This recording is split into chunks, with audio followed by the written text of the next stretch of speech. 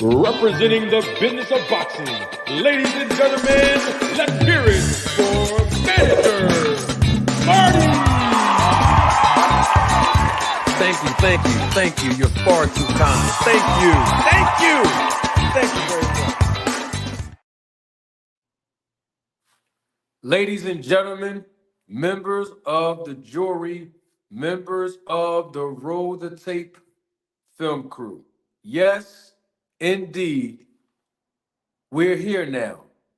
Welcome to another episode of Roll the Tape podcast with Manager Marty. I am your host, Manager Marty, of course, and I'm glad that you all can be here with me today on Thanksgiving Eve. We have some preparations to deal with today, and I am not talking about food.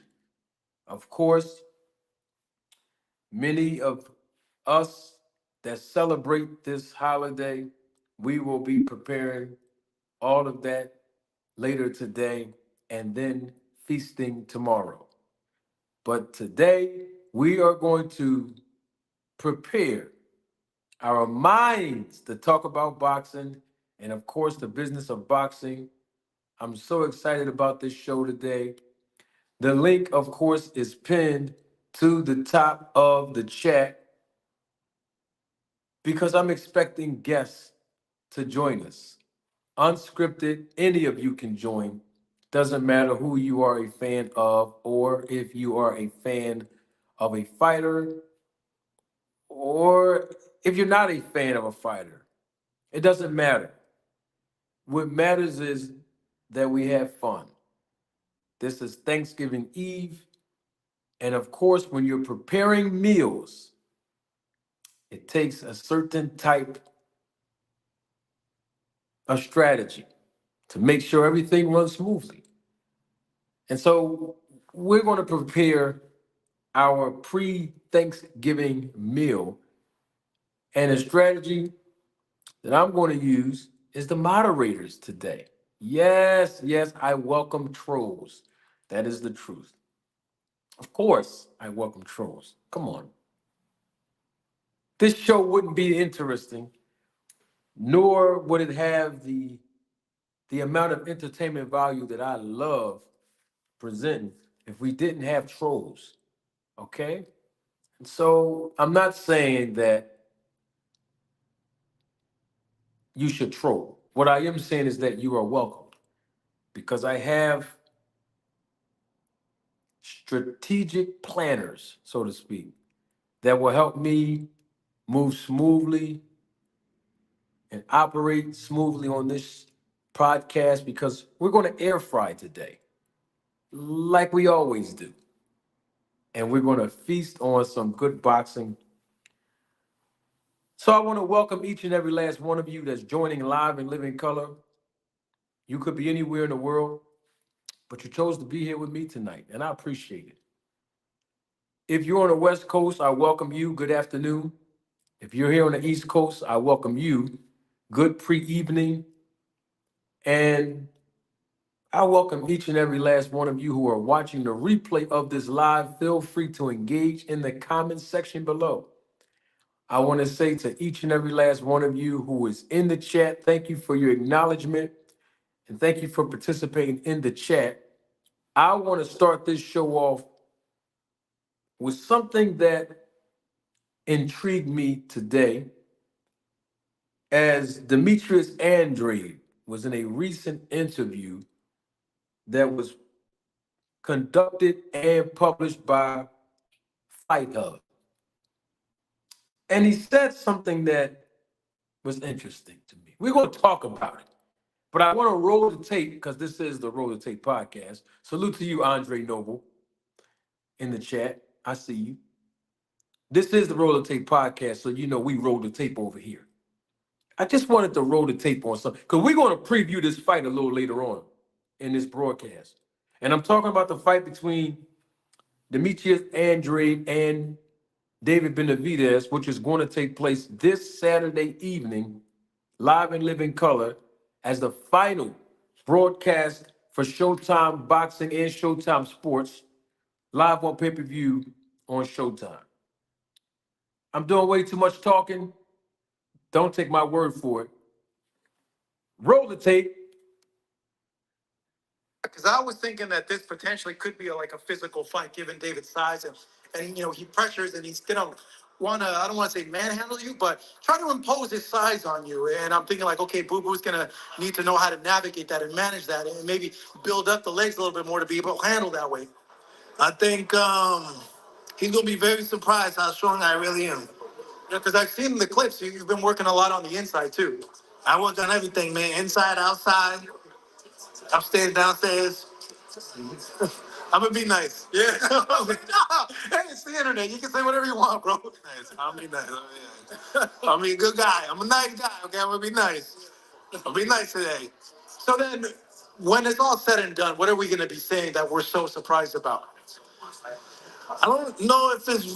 I mean, for the people, just like his skill set is just amazing. That's it. At the end of the day, with the things I can do and the things I can see and the traps I can predict is just going to be something good for you guys to see that you guys been missing out because I haven't had the opportunity to fight somebody that's going to bring that type of excitement to me to want to fight like that. Of course, but now it's time for me to fight in that way.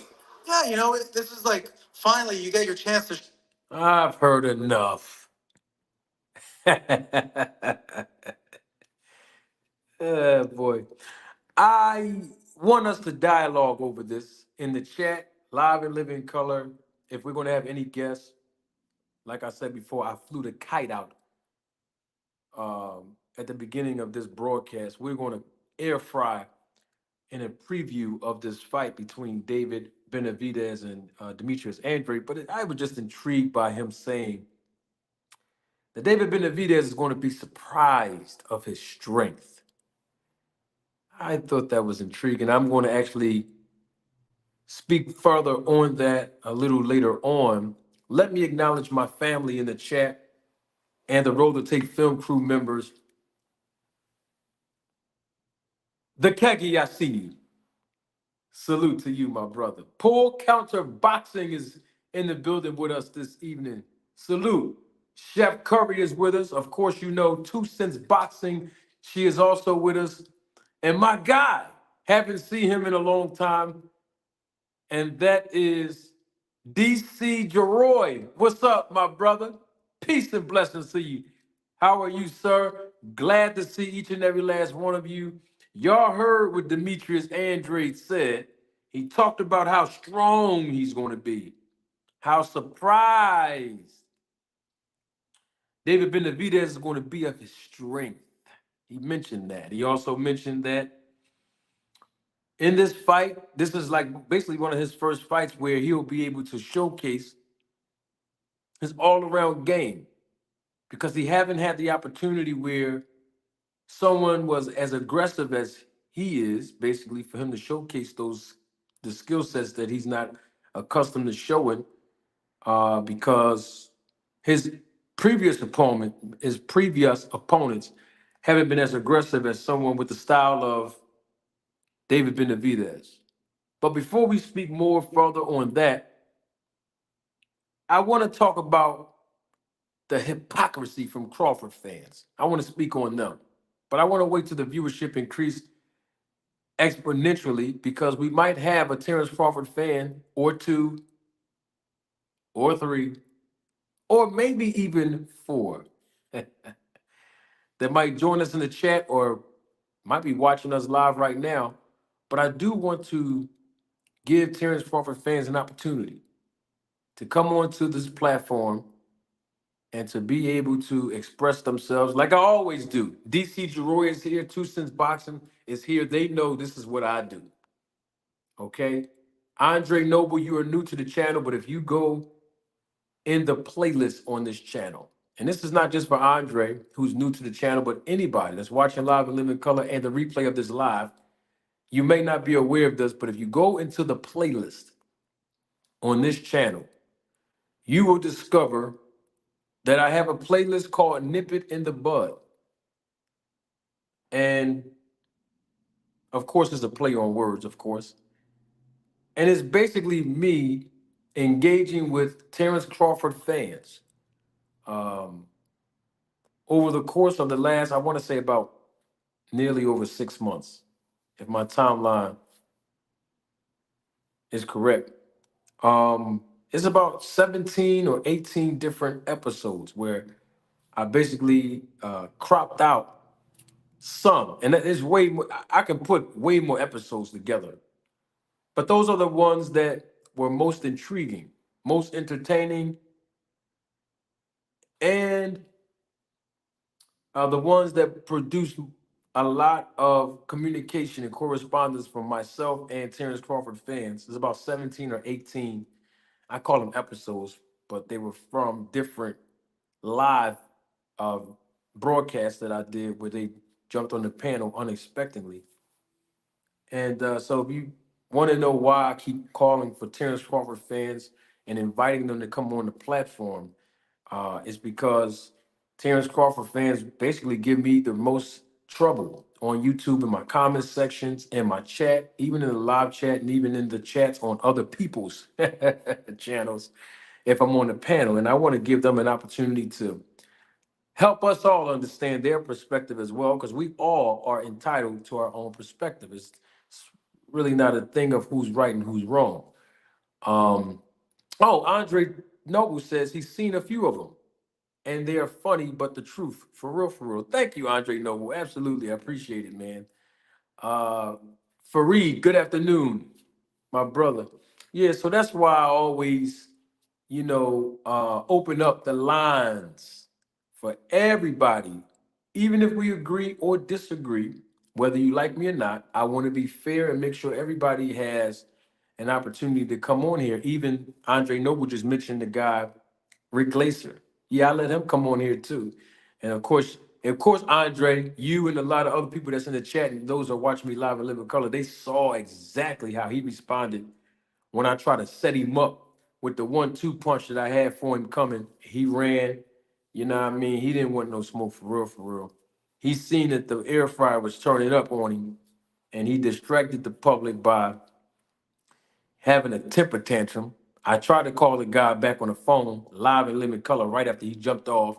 Of course, he didn't answer the phone, but then he texted me immediately after dodging my call, using insults and profanity to describe his anger towards me. Called me an effing mental midget or some kind, some kind of stupid stuff he said. But the bottom line is, I noticed that the Terrence Crawford fans that do come up here on the broadcast, I actually give them a lot of credit, whether we agree or disagree, because they have coverage. You have content creators right now who publish content about me, even to this day, sneak dissing me, uh, not because I've done anything wrong to them per se, but because they know that I'm being honest and genuine about everything I do on YouTube. And also, they know I'm being honest about the things that, not just what I say, but I'm being honest in my assessments, which some of you in the chat and those of you who do not participate in the chat but are supporters of this channel, y'all know what's true and y'all support the truth.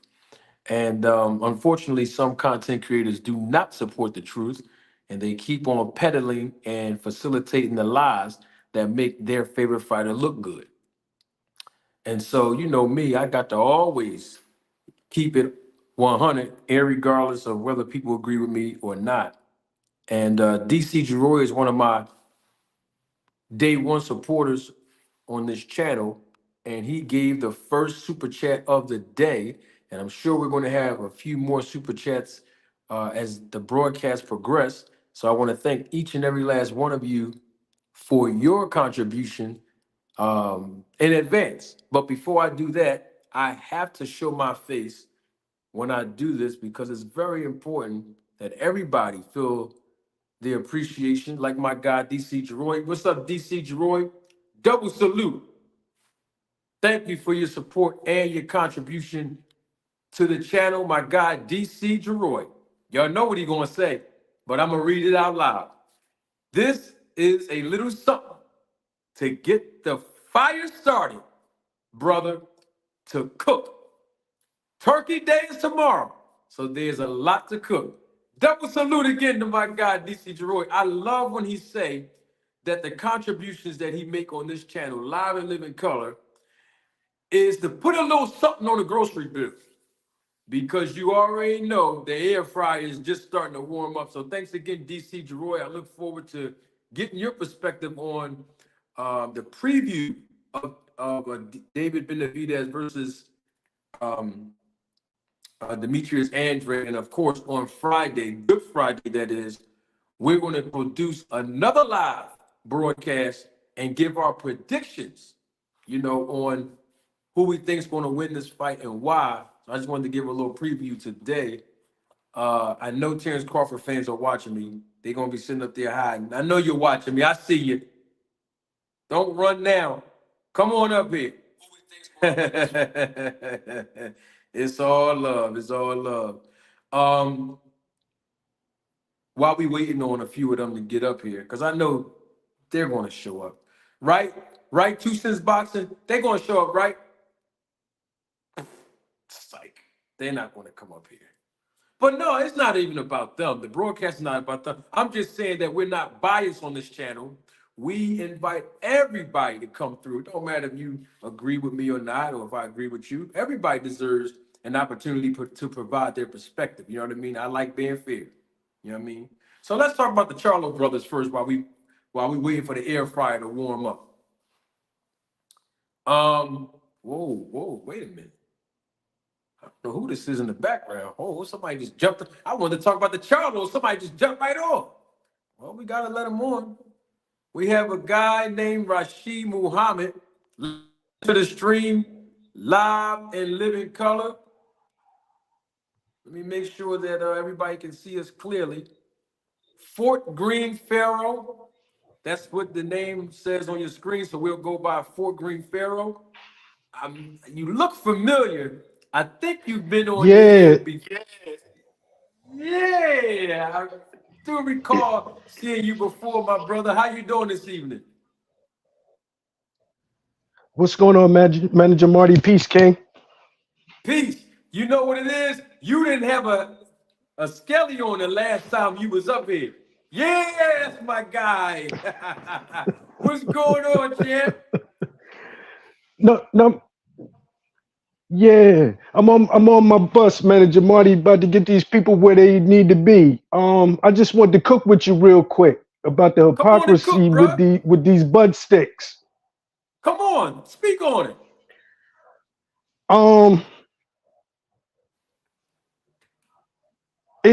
They're quick to call each and everybody a duck when their man is the main one that ducked quite a lot of fights. And now because he beat EJ, Bud's superhuman now.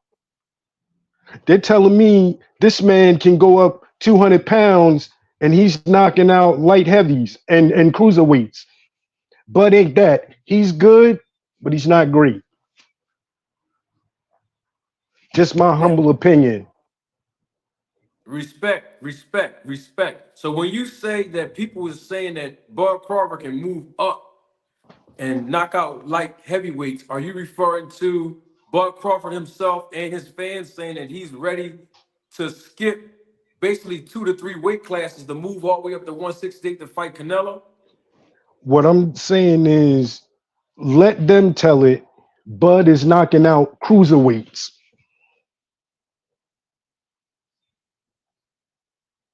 Got you.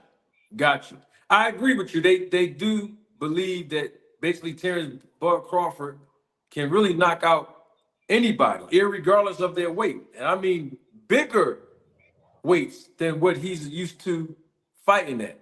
I do recall seeing a lot of that in the comment section, in the chat. Of course, you see how they be talking in my comment section, and you definitely see how they talk on the live chat here, not just today, but I'm just saying like in general. When we talk about Terrence Bud Crawford, I had a female, and I forgot her name. She's usually in my comment section, and she had made a reference to me and said in the comment section on one of my videos, she said, this guy referring to me. There he go talking about Bob Crawford again. He just can't keep Crawford's name out of his mouth. And I find it interesting that the same boxing media that helped herald Terrence Crawford and spoke on how great he does, and I'm talking about YouTube, ESPN, just in general, that seemed like it's more plausible. But when you use that same boxing media, the same boxing media that put Terrence Crawford on the pedestal, when you use that same boxing media to call him out for his contradictions and hold him accountable for some of the tactics that he used, it seems like the people that's doing that are the bad guys, unless we're doing something, you know, like everybody else do, where they just ignore some of the contradictions that we've seen Crawford do, some of the ducking that he has done. You know, I'm not trying to hate on him. I'm just saying these are the facts that we got to deal with. We get criticized when we keep it 100 and real on Crawford, but yet the people that know what's really going on, they don't want to really speak on it. They turn a blind eye to it. I mean, what do you have to say about those type of people? Well, my take on it, Manager Marty, is neither you or I will ever appeal to the masses because we stand on our principles. We say what we say, and we mean what we say, and we stand on it. We can't be knocked off our squares. You want to think Crawford can go knock out Bivol or Benavidez or one of them dudes? So be it. You have that right. But realistically, Manager Marty, and I'm going to leave you with this because I got to get back on my route. Anything past 154, skill for skill, I'm not going to take anything away from Crawford. Anything past 154, Bud gets smacked around. And I Well, stand on that. I respect that. I will tell you what's going to help him not get smacked around as much. And I'll leave you with these two words because I used to drive as well. So I know the feeling, brother. From one CDL holder to another, from one, I don't know if you drive a motor coach or a passenger. I don't know how many passengers or your certifications, but I understand. I've been there. I'm still one of the bus operators in my spirit because I've done it for a long time. But I'll leave you with two words: Respect. snack program.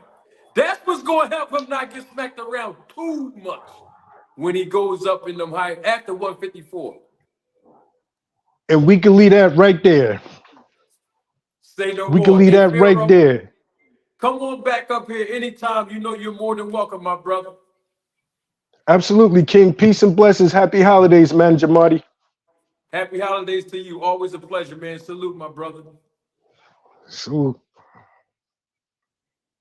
All right, while Pharaoh is leaving us, there's a comment on the screen here. I told you they was going to show up. I knew it was going to start off.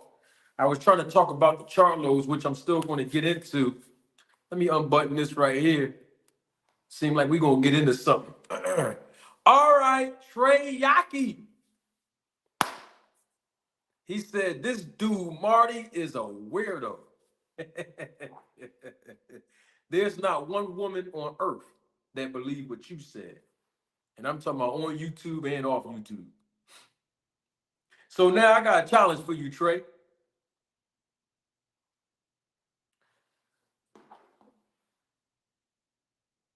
Come on up here, Trey. Because I want to know. I just want to know for myself. How am I a weirdo? I just want to know. We've heard other guys on YouTube call me a weirdo. Man, I've had guys on YouTube call me all kind of names. You know this stuff don't bother me. I had a guy call me a janitor. Had another content creator say that I live in a linen closet with mothballs. Called me Eminem Stan. Y'all have heard some of the names that these guys have called me. Got guys making pet names for me. you know, janitor farty, manager farty, all these kind of names that these guys make for me. I don't know how I'm a weirdo and where all these names coming from, but Trey, I want to tell you, I respect the fact that you have your opinion about me and you're in the background. I appreciate you coming up. We gotta hear, how I'm a weirdo. Trey, you're on the Manager Marty show. Welcome to you. Welcome to Roll the Tape Podcast, my brother. How you doing this evening, sir? I'm doing all right. How about you, man?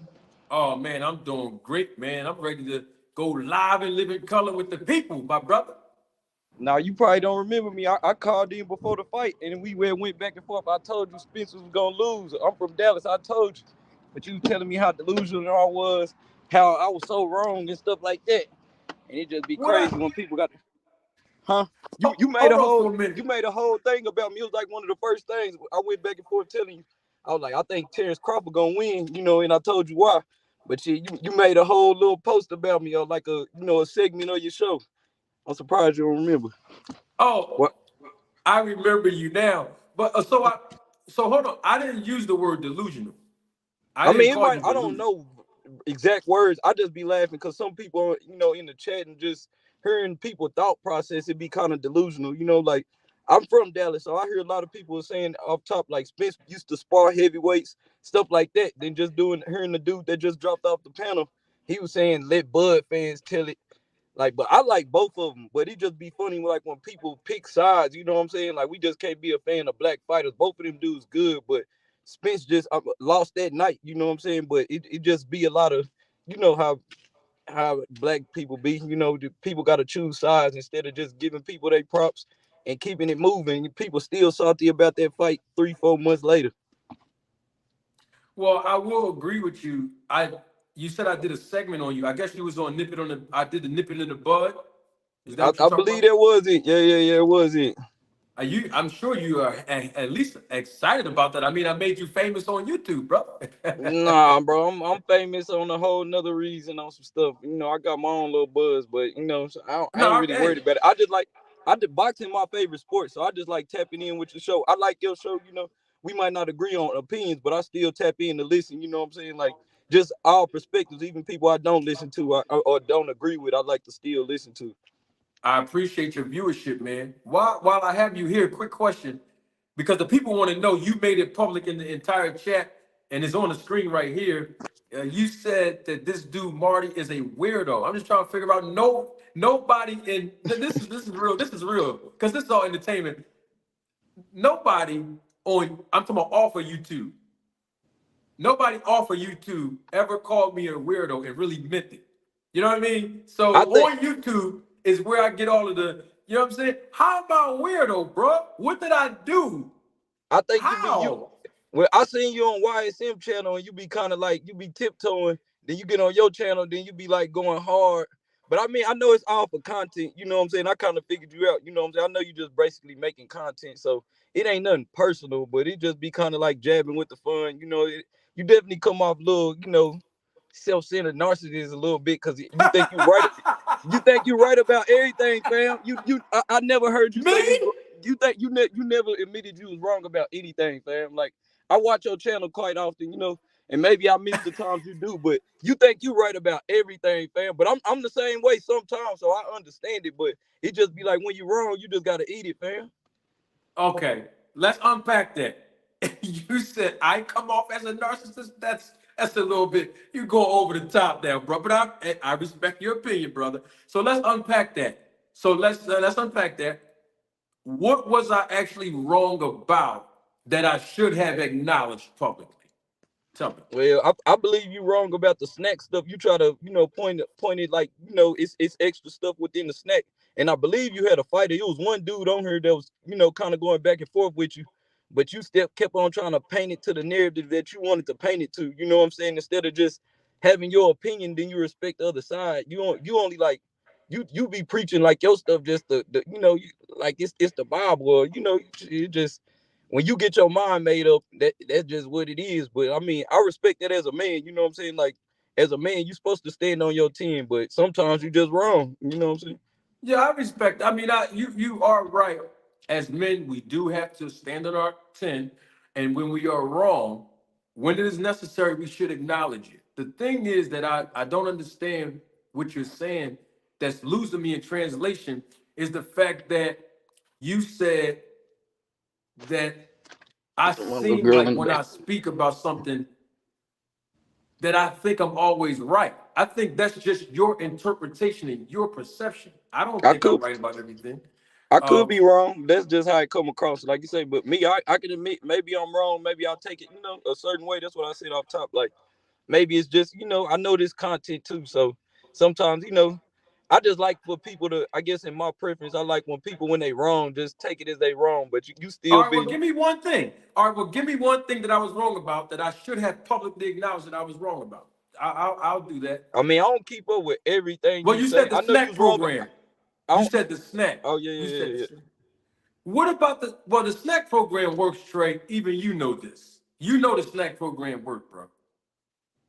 I mean, what are you saying? Work? Of course it work. It's a program. You know what I'm saying? Like, I mean, but I'm not going to insinuate what you saying neither. You know what I'm saying? Like, that's a little far fetched. You know what I'm saying? Like, But you I didn't. But see, Trey, let's keep it 100. You did say that Terrence Crawford was going to win in the fight with Spence.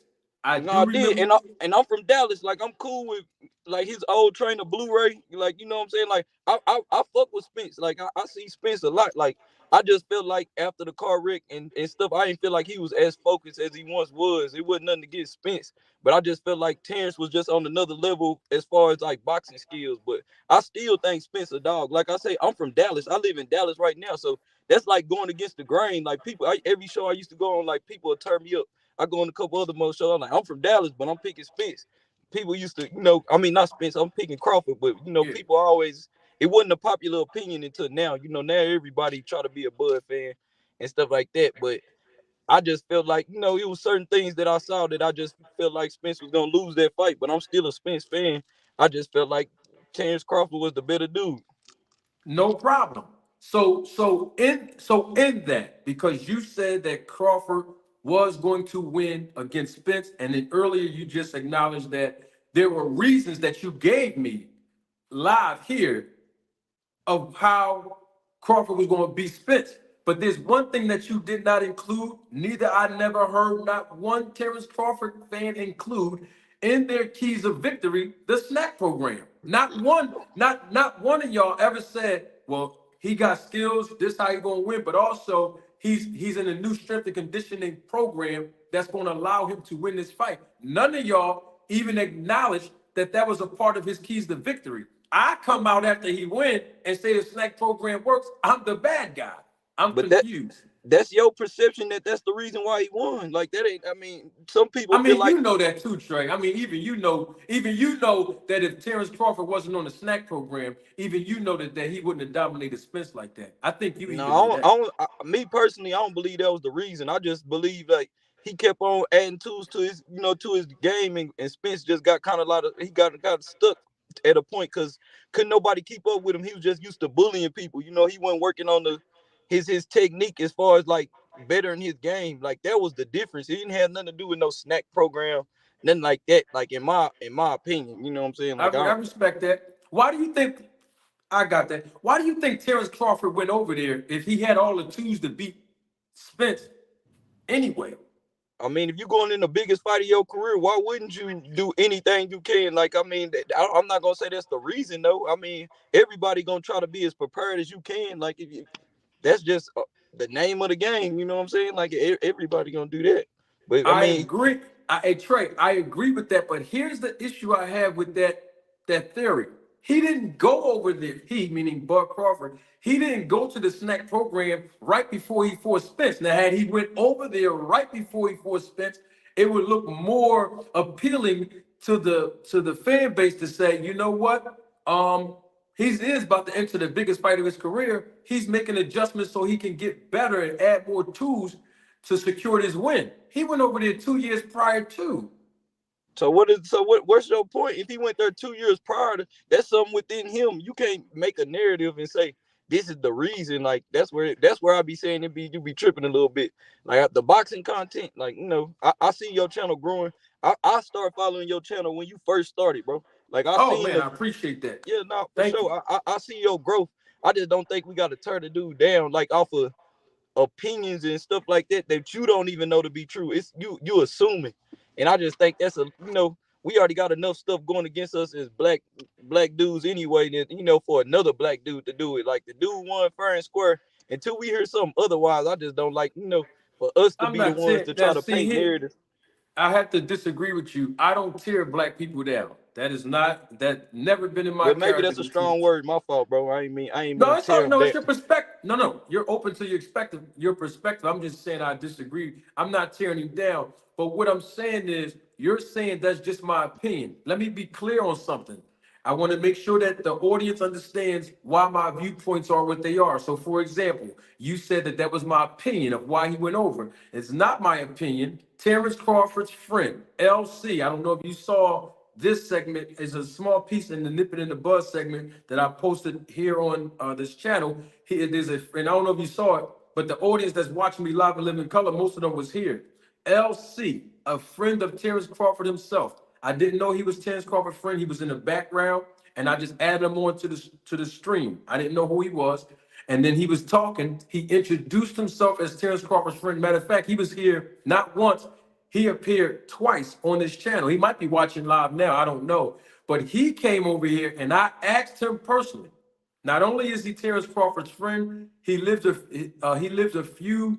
I think he said he lives down the street from Terrence Crawford's boxing gym. He also said that he's Bernie the boxer's son's classroom teacher in school, because I think he's a teacher, and he's the best friend of Terrence Crawford's nephew.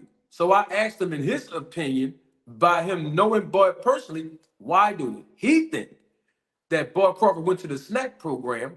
He said that his words, not mine, that even though he went over to the snack program right before he fought Sean Porter, his words, not mine, Trey, he didn't need no, he said Bud don't need no snack program to beat no Sean Porter.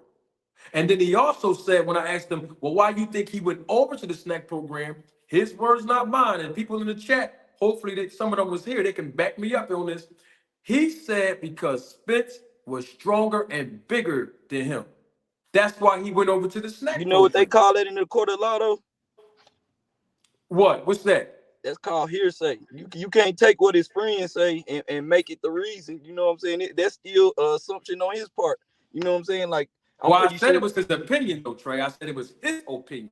I mean, but we telling it to the masses though, as if it's a fact though. No, I let the brother speak on his opinion, But and I'm that's saying what you he telling it did. to me. You telling it to me as if like I'm supposed to be credit because his friends teacher and he know Bernie the boxer. Like that's supposed to put more credit on it when that ain't nothing but a person. It ain't coming out of Terrence Crawford mouth or Bomac mouth or none of the other trainers. So you can't really just take it and be like, okay, this fact. Like I can really stand on this. You know what I'm saying? It's still Well, it just a. did come out of Trey. Hold on for a second. It did come out of Crawford's mouth, and even you heard him. And I can roll the tape if you didn't hear him. Terrence Crawford said, "I use certain things that other fighters don't use with the snack program." The man said it. I didn't say it. He said it. Your man Bob said that, I brother. mean, as long as it's legal, why do it matter? Like he ain't doing nothing illegal. Like, come on, fam. That's like them. Oh, I They. don't know. I don't know if he's doing something legal or illegal. All I'm saying is that's what the man said. I It mean, came out of his mouth, Trey. we can twist words all day. You know what I'm saying? To paint your narrative, to paint mine. But the only facts we got is Terrence Crawford won that night. He was the better dude. So trying to find all these reasons besides the real technical reasons. That's what I think on these boxing channels, we be getting lost into like trying to find like reasons why they didn't lose instead of like the technical reasons. Like it was technical reasons. Spence wasn't really moving his head. I went back and watched that fight. Spence didn't even really get as beat up as bad as we thought we did. You know what I'm saying? It did look bad because it was shocking to see bro look like that. You know what I'm saying? Like I see Spence all the time. Well, I ain't gonna say all the time, but I didn't see Spence a few times. We used to get our haircut at the same spot, but it was surprising to see him get beat up like that. But watching the fight the second time, it wasn't as bad as I thought it was. And I think Spence, if he work on the technique and stuff like that, he can come back and have a better chance. But I think he just was stuck in his ways at the time, like a bull. He just was had his head down and just trying to come forward like that. You're not gonna beat Crawford like that. You got to kind of be a little bit more technical as far as like moving your head and just different stuff. You know what I'm saying? Like he was just kind of simple with it. And that's what I think the big thing was. Like he already kind of like, had his mind made up he was gonna beat Crawford because he used to, walking people down, but Crawford was watching him, looking for his weaknesses. He didn't really pay attention to where he could beat Crawford at. He just wanted to come with the same game. And I think that's the downfall. But the one thing about the downfall, it's always a way to come back up. You know what I'm saying? So I believe in a redemption for Spence. Like, you know what I'm saying? Just because I'm a Crawford fan don't mean I'm hating on Spence. And that's what I think. Like, it ain't really no space where you could be two. You know what I'm saying? Like, if I'm ripping for Crawford, I'm against Spence. You know what I'm saying? Like, I like both of them dudes. They both kind of brought boxing back to, a good point. Like, so, like, I'm ripping for both of them. I'm from Dallas, and I like boxing, so it's no way I can, hate on either one. I got you. You had said that I was twisting up his words so that it can coincide with a narrative.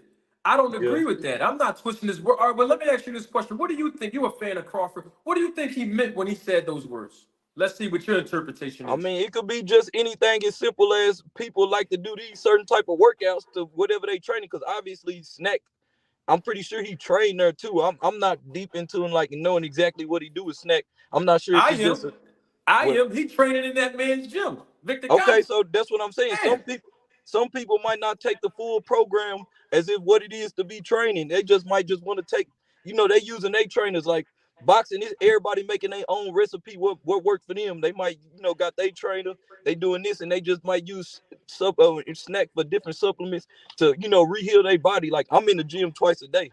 Not for no boxing, but just, to stay pretty decent and everybody got their own formula of work for them. So to insinuate anything is just kind of wild. You know what I'm saying? Like okay, so nobody. now let's use that. I had did a video twice. I published it earlier, and you used the word insinuate. Now I have you on here. Now I'm gonna ask you since you said the word insinuate. I find it hypocritical that you can say that I'm insinuating something about Bud Crawford when he said these words out of his mouth. I'm insinuating, but yet he can say words out of his mouth, but he's not insinuating. You How can just he created insinuate on you, himself? huh? I'm saying how can I ain't mean to cut you off, but I'm No, saying it's cool. how can he insinuate on himself like what he doing? My understanding of the word insinuate like it's like reaching almost like you don't got all the info, but you painting the picture the way that you think the finishing product is so like I don't see how somebody can insinuate on their own thought process or their own what they're doing. That don't make Bruh, sense. if you can, okay, I'm talking about you. You're Yeah. a listener, right? If you're reflectively listening to me, and if you are reflectively listening to Terrence Crawford, and you can spot out and you can discover when I speak that I'm insinuating something, and then you hear Crawford's words, and you can't hear him insinuating nothing, that's being hypocritical, in my opinion. I see what you saying. Like he insinuating that it was some extra in the snack. I can see how you would think that. Like once, like that never even crossed my mind the way you using those words. So like I can see what you're saying, but like I say, I just don't agree. Like I think he just I he don't trying to care get what he defense. no what I'm no my point is it don't matter what Crawford meant. What I'm saying is people, and you just said insinuated, people can point out and have all of these I guess infinite wisdoms when it comes down to when I speak. They can point out, oh, Manager Marty's using an undertone. Oh, Manager Marty is insinuating. Oh, Manager Marty is basically trying to create a narrative. Y'all can clearly see that, clear as day, with no equivocation. But as soon as Terrence Crawford speaks, most Crawford fans have the same response you did just now. Oh, I didn't hear nothing. Sounds fair to me. In, I didn't see no insinuation. So in how my can y'all see it when I speak, and when the man is speaking on his own self, you can't even see it? I, in I my think that's opinion, hypocritical. I think in my opinion, like some stuff, like you say, if certain stuff Bud do to go under the it slip under the radar is because he was like the underdog. Like at first, everybody was a Spence fan. Like nobody thought he had a chance, and for him to come, like it to me that's what it is. Because everybody basically like already was on the Spence bandwagon. Like so I don't know. I just like the underdog story, and I felt like he was gonna win from the beginning. So I just believe what he was saying, because what he was saying actually So it happened. don't matter. So it don't matter that he's on the snack program. You thought he was going to win regardless of the snack program. Basically, what you I saying. thought he was going. When I started thinking he was gonna win, when I seen PBC moving Earl a certain type of way before the wreck, I was 100% just thought Spence was gonna win. But after that, that's when I started getting kind of shaky, and I seen that it was reasons why he didn't want to fight Bud. They was making excuses as far as like, you wait your turn, or like he Errol gonna get out. Spence He didn't gonna want to clean. fight Crawford. He said he was gonna clean up his side of the street first, and it was just fights that was unnecessary first, instead of getting that out the way. But it ended up being the best because they built up the best for last, and it was like a climax. Like it got to that point, and that's the way. I guess it went the best way possible. But I just felt like it was something either. As Spence, I would never say Spence. Like, I know a lot of people that know Spence, and Spence a dog, and Well, you anybody just that knows said that Spence. Spence ducked Crawford. That's what you just said, and No, that's I think the people around Spence was making business decisions for the fight not to happen at that point. I think if it was Spence's choice, he probably would have did it that way. But listening to people like Al Heyman and people that's ahead of him, he trusted their word. Like, no, let's build this fight up a certain type of way, and then well. we fight Al him. Heyman. But hold on, Trey. Let's look at this. You're a Crawford fan, so you're a little bit biased. Let's I'm a look at the I'm, I'm whole a picture. Spence fan. I'm from Dallas. Spence made me start back watching boxing. I respect that, but let's put this in context here. You said Al Heyman and Spence handlers, they basically didn't want this fight or they prolonged it. Let's be clear on something. Terrence Crawford did not send Al Heyman or PBC no paperwork or You can't documentation send the for this paperwork fight. as a B-side. No, no, hold on for a second. Hold on for a second. Hold on for a second. What I'm saying is Al Heyman and PBC, they sent, and I'm gonna say Al. I'm not gonna say they. I'm gonna specifically use Al Heyman's name because Terrence Crawford used his name when he claimed that he talked to him on the phone several times in his IG live. Al Heyman sent Terrence Crawford documentation through a proposal in May. These are the words of Crawford himself on IG live. Then he sent him a contract in August. You don't send a contract unless the fighter or anybody on the other side agrees to the terms of the proposal. Let's stop there. Do you at least agree with those two things? That he sent the contract. Al Heyman sent the proposal based on what Crawford said in May, and he sent the contract in August. And Terrence Crawford agreed to those terms. You agree with that? I agree that they were negotiating, but anything in between that, like, No, I'm just talking about what Crawford himself said in IG Live. I Crawford think said that's. these words. I mean, I know what you're talking about, but I think, like, say he got the better deal in the end. So how can you hate the person that negotiated for themselves and end up getting Trey, a better deal? Trey, you're I'm talking deflecting. about, huh? I said, what you about to say? I'm deflecting. Oh my gosh, you are smart, Trey. See how you're Nah, this able to guy here. identify that in you? So you should be able to identify it in Crawford. Now let's stay right here now, bro. Hold on for a second. So I got you. you are agreeing with me. No deflection that Terrence Crawford himself, this is not me insinuating now. This is Crawford's words himself on IG Live. He said that Al Heyman sent him a proposal in May. Let me just stop there. Do you agree that's what Crawford said? I agree. I agree. All right. Crawford then goes on to admit that there was a contract sent to him in August. Now, with those two facts alone, if that is the case, that Al Heyman and Spence's handlers were trying to delay this fight, after they sent the documentation to Crawford, why did he negotiate with BLK Prime to fight David Evanesia? Well, first, when I say they delayed it, I'm not talking about nothing 2023. I'm talking about the 5 years before. I believe the fight was delayed for different reasons, for Spence being unhealthy, and they didn't believe that the fight was built up enough. Secondly, I believe Terrence Crawford did agree to that fight, but I believe that the way those contracts, this me insinuating, I believe the way he used to doing business and the way PBC doing business, it was some type of discrepancy. Like, as far as whenever he took it to the people that he took it to, they was like, hey man, watch out for this. Just like he said, Sean Porter told him certain stuff. Like, it is some type of trickery within them PBC contracts. They getting a lot of money up front, but come on, Trey, you can't. Come on, bro. You really I'm taking that insinuating from big time PBC with that, fighters, bro. bro. Listen, I'm taking that from PBC fighters, bro. PBC fighters then came and complained about it. So I'm not saying this, just like anything in this world, it ain't all bad or all good. So somebody who don't agree with it, you can't really knock them and be like, hey man, like this just the best contracts that have ever been made. Like, it's just like anything. Like, some people gonna go with it, some people ain't. You're insinuating that there was something in the contract of Al Heyman Let that me go made get the sound. Terrence Crawford say, "Oh man, I ain't gonna do this. It's something bad with it." Come on, bro. But I do agree, Trey. I have to agree that there's two things that you identify within yourself. You said those two words. You said deflecting, and then you just said that you are insinuating.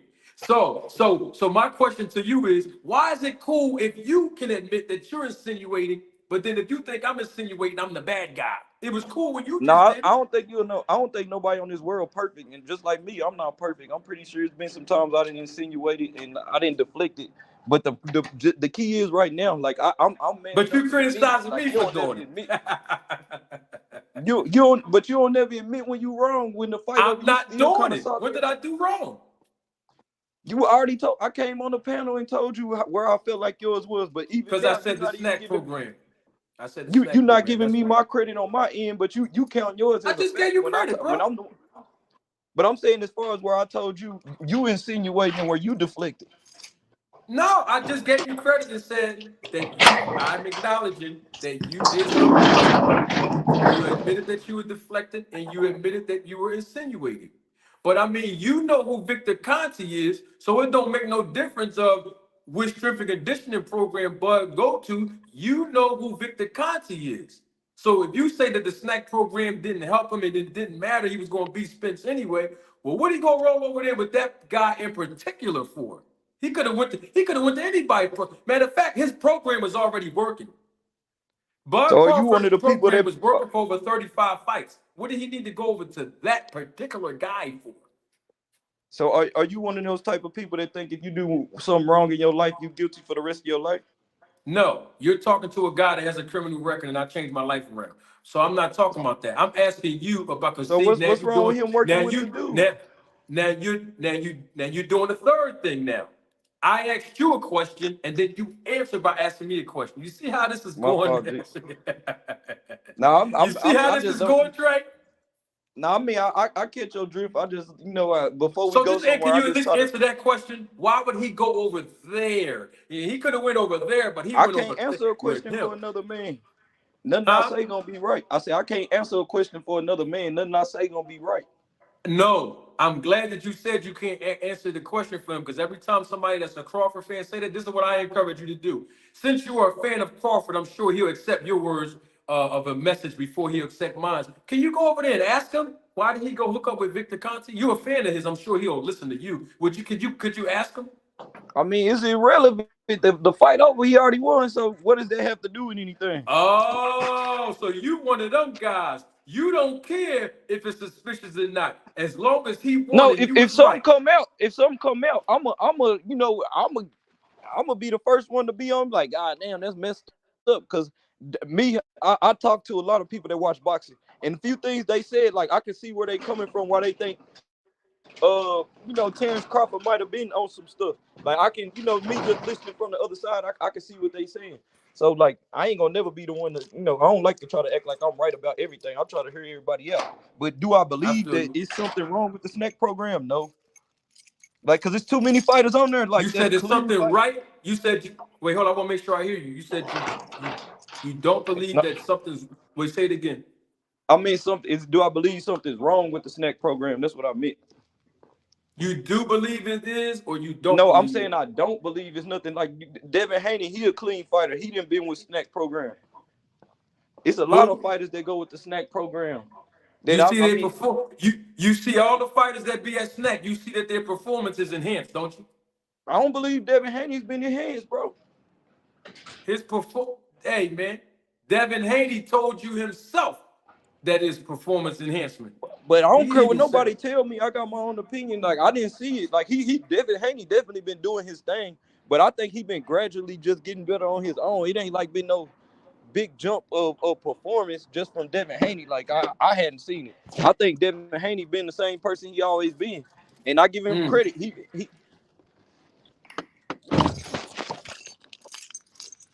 I'm listening to you. I hear you.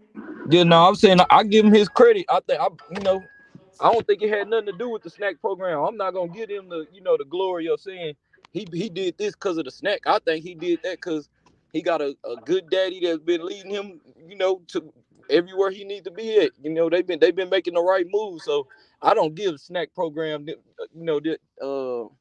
the praise of saying he got better. I think they've been making the right moves as far as picking fights, and he been dedicated himself to the sport. It ain't got nothing to do with no snack program. You All being a right. fighter. Well, since you brought up Devin Haney, let's hear what Devin Haney had to say himself. This is the Netflix documentary Untold Hall of Shame with Victor Conti. Hold on, if you can mute your phone. Let's hear what Devin Haney had to say about the snack program, and let's see if his observation and analysis of what he's dealing with in his life matches your opinion. This is the words of Devin Haney himself on a Netflix documentary about Victor Conti. Which is boxing. I was able to find a home there. I mean, with Victor, then that's when people will come to me and say, "Oh, he's a cheater, and he's gonna try to give you drugs, or he is giving you drugs and stuff like that." But I never really paid attention to it. Yeah, I mean, I would say that it is performance enhancing, just without the drugs. You heard that? He said it's performing enhancing, just no drugs. Like that's what he basically telling you. It's legal what they doing. Like I mean, Yeah, but hold on. Your point was it had no effect. Devin Haney looked the same. He's telling you that his performance has been enhanced while he's with the snack program, bro. I This guess is it Devin depends on what, Haney. what type of performance you talking about. Cause like his boxing IQ, I feel like it's the same it's always been, and it's been on the same pace. But maybe he talking about his performance as far as endurance or something like that. Like that's something I can't really, all I can do is give you my opinion. Shit. I don't see it as far as like. I just think it's good people to train when you get as boxers. The same thing, like you gotta go work with different people. As far as like you growing in your career, if you're doing the same thing, you're gonna eventually get passed up. So you gotta go over there, tap in with these people, tap in with that people to get the missing pieces to the puzzle. So should in your opinion, should Errol Spence should he go to the snack program? I think he should definitely. I mean, I can't tell him what the move is he needs to do, but I think he should definitely keep on trying to, better his game in whatever way he feel like shit, wherever the missing point is. Wow. Oh, okay. I'm just saying because Victor Conti in that same documentary, and I can roll the tape. He said he's only interested in working with boxers and athletes that can basically make history, like Terrence Crawford, Devin Haney, Demetrius Andrade, and the rest of these guys, And what's wrong with and that? and Clarissa Shields. She was on the What snack. You know what I what's mean? wrong with Like that? everybody that can I make feel like history, if he was cheating, it'll be the other way around. huh? Oh.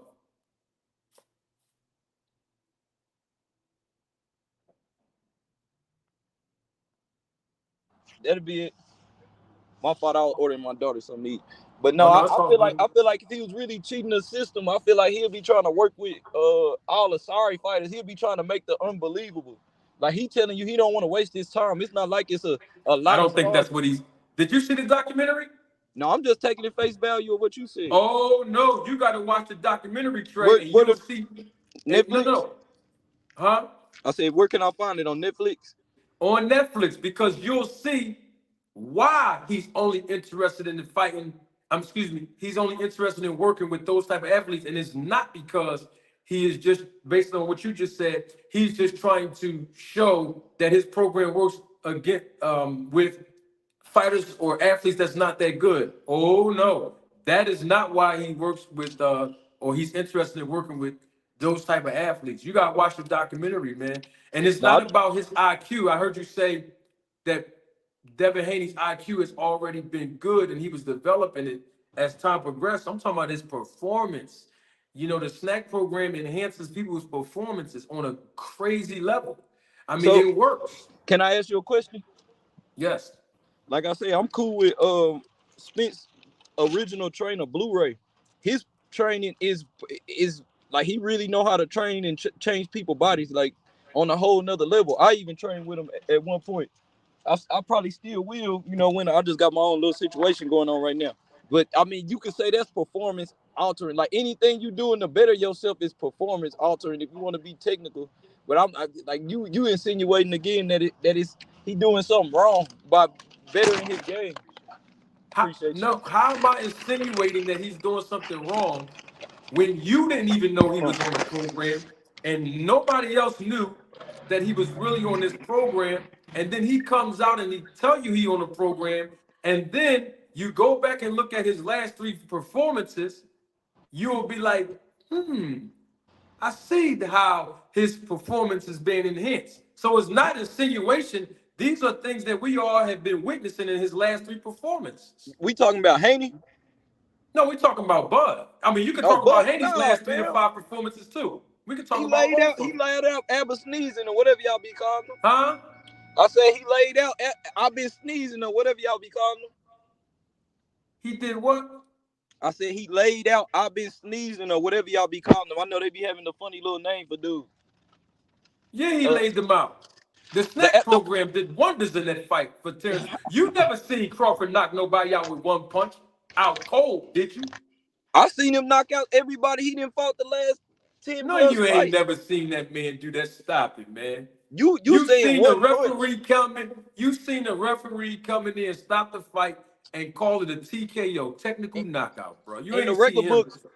books, a knockout is a knockout. Like it don't. Right, but I'm not talking about that. I'm talking about one punch, knock out cold, I mean, snoring. the way to You knock never seen somebody out, that it's all before. about timing. His timing obviously getting better as he getting older. You're supposed to get better. Like I think as he naturally should. Like he shouldn't be the same person he was 5 fights ago. He's supposed to be in the elevated his game. That's the natural progression of anybody. So Devin Haney never progressed. You said Devin Haney looked the same in all of his fights. No, I said his trajectory looked the same. Like I've seen him getting better. Like he's always been the same person. Like he been a technical boxer and boxing the same way. He not laying dudes out now. Devin Haney not knocking people out. He might knock Regis out, but I mean, as of right now, like he been fighting the And same if way, and I and, get him credit. and if he knock Regis out, I'm gonna get right back on here the same night and Hey say the man, and snack if program. that happened, I'm gonna start looking at shit funny just like you. I'm like, God damn, Major Marty might not be no weirdo. God damn, so he You might think he you might know know I ain't something. no weirdo? You just trying to do for entertainment, bro. No, for sure. That's why I say I mess with you. You know what I'm saying? But just down south, we kind of, we give people shit. You know what I'm saying? It ain't nothing personal. Like it ain't like Man, I'm listen, saying. I got a house in Texas. I've been in Texas. Hey, man, I lived in Texas for 5.5 years, up in Arlington, man. I know how Texas roll, man.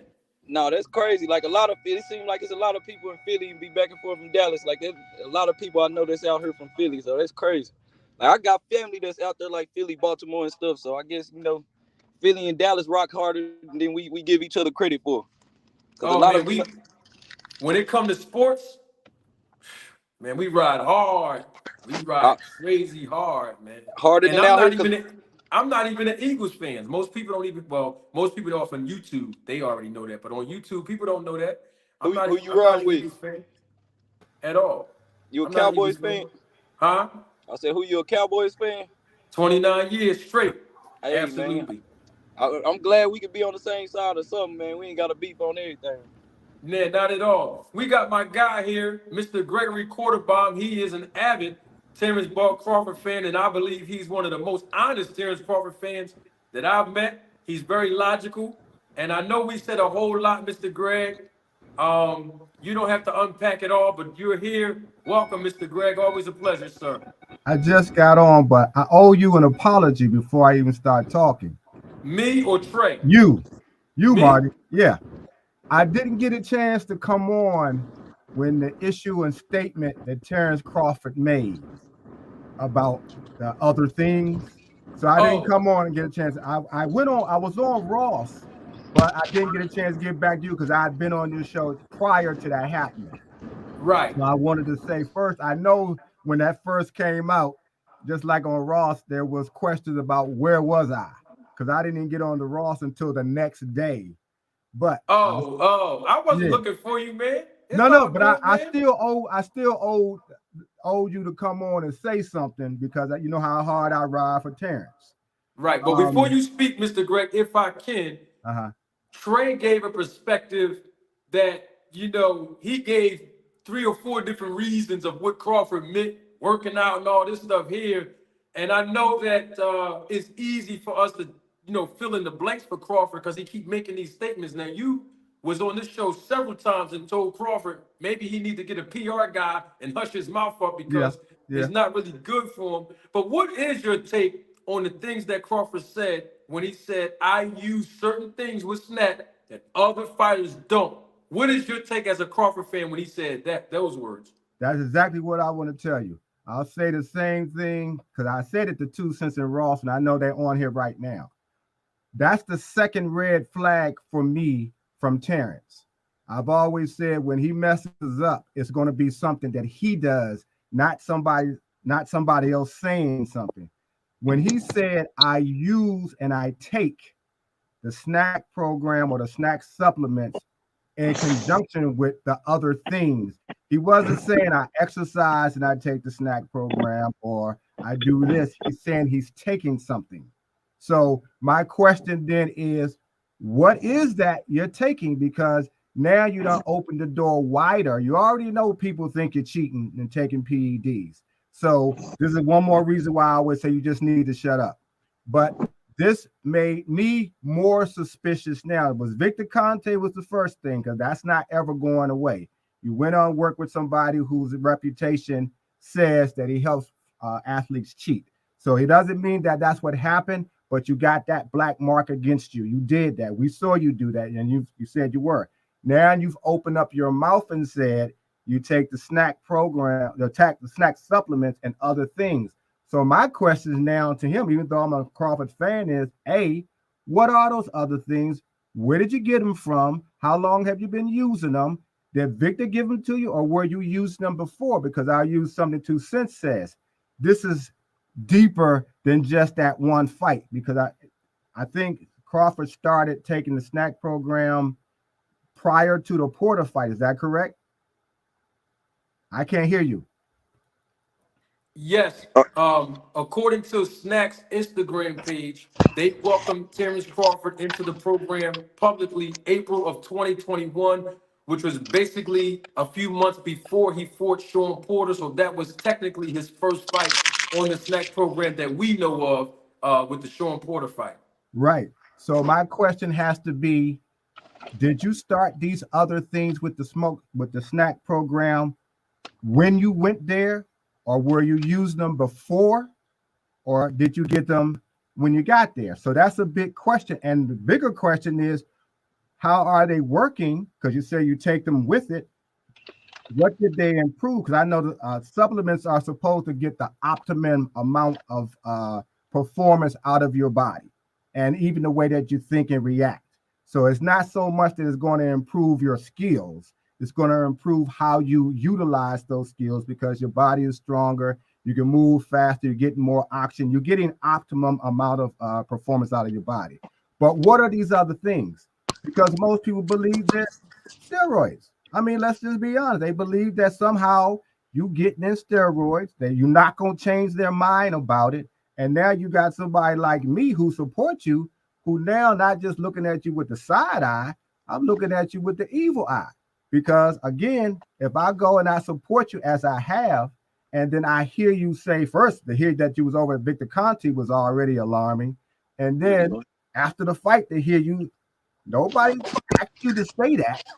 You said it out of your own mouth. So I got to be honest. As you know, I'm going to be honest about him and everybody else. So now I got to question that. And I'm hoping, because I haven't seen him do it, that he would explain exactly what these other things are. And as like I said before, when you was using them, what were you using them for? Where they come from? I mean, the whole gamut of questions need to at least be addressed and answered where we can either believe you or don't believe you, but you can't just put it out there other things and think ain't nobody gonna say nothing, because as you know, it raises a whole bunch of red flags and alarms. So that's my feeling about it. I don't think it was a mistake on his part of what he said. He said something that he was doing, and for whatever reason, he didn't explain what those other things are. Because if you're saying I use snack, then you use snack and what? He could have done that. So he left himself open to harsh criticism again, when he just should, as I said, shut up, because he just really doesn't know how to, he doesn't understand, in my opinion, how to engage with the public properly, how anything that you say when you're a public person can be misinterpreted. It can be, things can be read into it. But if you already have this whole loud voices out there that's saying you cheated, you need to stay aware of that and watch what you say, or at least tell exactly what you mean. Now, they can say you're lying, but at least you don't leave it open for anybody to speculate and interpret and say, yeah, see, I told you he was cheating. He just said it. And that's what's been said right now, at least on some of the YouTube channels. So that's what I wanted to make sure, because I know on Ross's show, when I didn't see it when it first came on, I had to come back later, but I saw people were saying, yeah, where Greg at now? You know, why? That's why I said I need to come over and at least let you know I wasn't hiding. I just been involved with, with the whole Hamas and Israel thing. So that taken up some time as well. Yeah, of course, man. I'm actually the first, after I think Fight Hub asked him the question, or let me reframe that. I think Fight Hub published it, but it was someone else's voice that asked Terrence Crawford the question. And as soon as I heard it, I was, when that video dropped, I was actually doing the live when the video first dropped. So when I got off of live about an hour later, that's when I actually heard the interview. And I did a video immediately following that. And of course, I was the first one to do an entertainment portion of the video. We got DC Jeroy on here. Before I bring him on, I wanted to acknowledge this super chat real quick. Double salute to Shabbat Hall. Thank you for your contribution and your support to the channel. And Shabbat says, Detective Martin, he's a casual fan, referring to Trey. He admitted when he said Spence made him watch boxing again, he must not like Spence. That was from Shabbat, directing that to Trey. We got my guy DC Jeroy on here. DC, I mean, you heard everything that's been said before. Before you comment, DC, we have new viewership that just started coming in. So I want to introduce the audience. We had no idea. And this is to the woman in the chat. I don't recall seeing her name often in my chat. Ariana, I hope I'm pronouncing her name correctly. She said in the chat that I guess she was tired of hearing about this, but I want the audience to be clear. I was on my way to talk about the Charlos, Mr. Greg, and then someone else joined the panel. My guy Pharaoh, he said his little piece. We busted up. I was going to move on to the parts of the segment where I'm going to talk about Charlo, and then the guy Trey comes on, and now we're talking about Bud, because I did introduce Bud fans and invite them to come on, but that was like more so later on, and I used the words later on in the segment. But when anybody want to come on, I let them come on. So this is why we're still talking about it. Needless to say, DC Jeroy, before I have you comment, I want to replay the actual words that Crawford said, since we're on the topic now. I've already done a video on it, but I want to be able to do this because I know women are in the chat. Women are probably watching live and live in color, of course, and they are definitely going to watch the replay of this live. To all the ladies out there, double salute. One of the smoothest content creators on YouTube, Manager Marty, tell you from the bottom of my heart, sweetheart, that I thank you so very much. Stop smiling, Mr. Greg. Let me do my little monologue. Thank you so much for your support and your contribution to the channel. And I'm talking about your financial contribution and the contribution with your time. I want to tell you, sweetheart. Yeah, I'm talking to you, baby. Thank you so much. I really appreciate it. All right, fellas, let's get back to it. DC Jeroy, let me play the words of Terrence Crawford himself, since we're already talking about it, and I would like to get your take on it. Don't take my word for it. Everybody that's listening, you know what I'm going to say. Roll the tape. Snack before. What kind of edge do you think they give to an athlete? I don't think I don't force say that. It's the edge. I think it's the fighter. Everybody's different.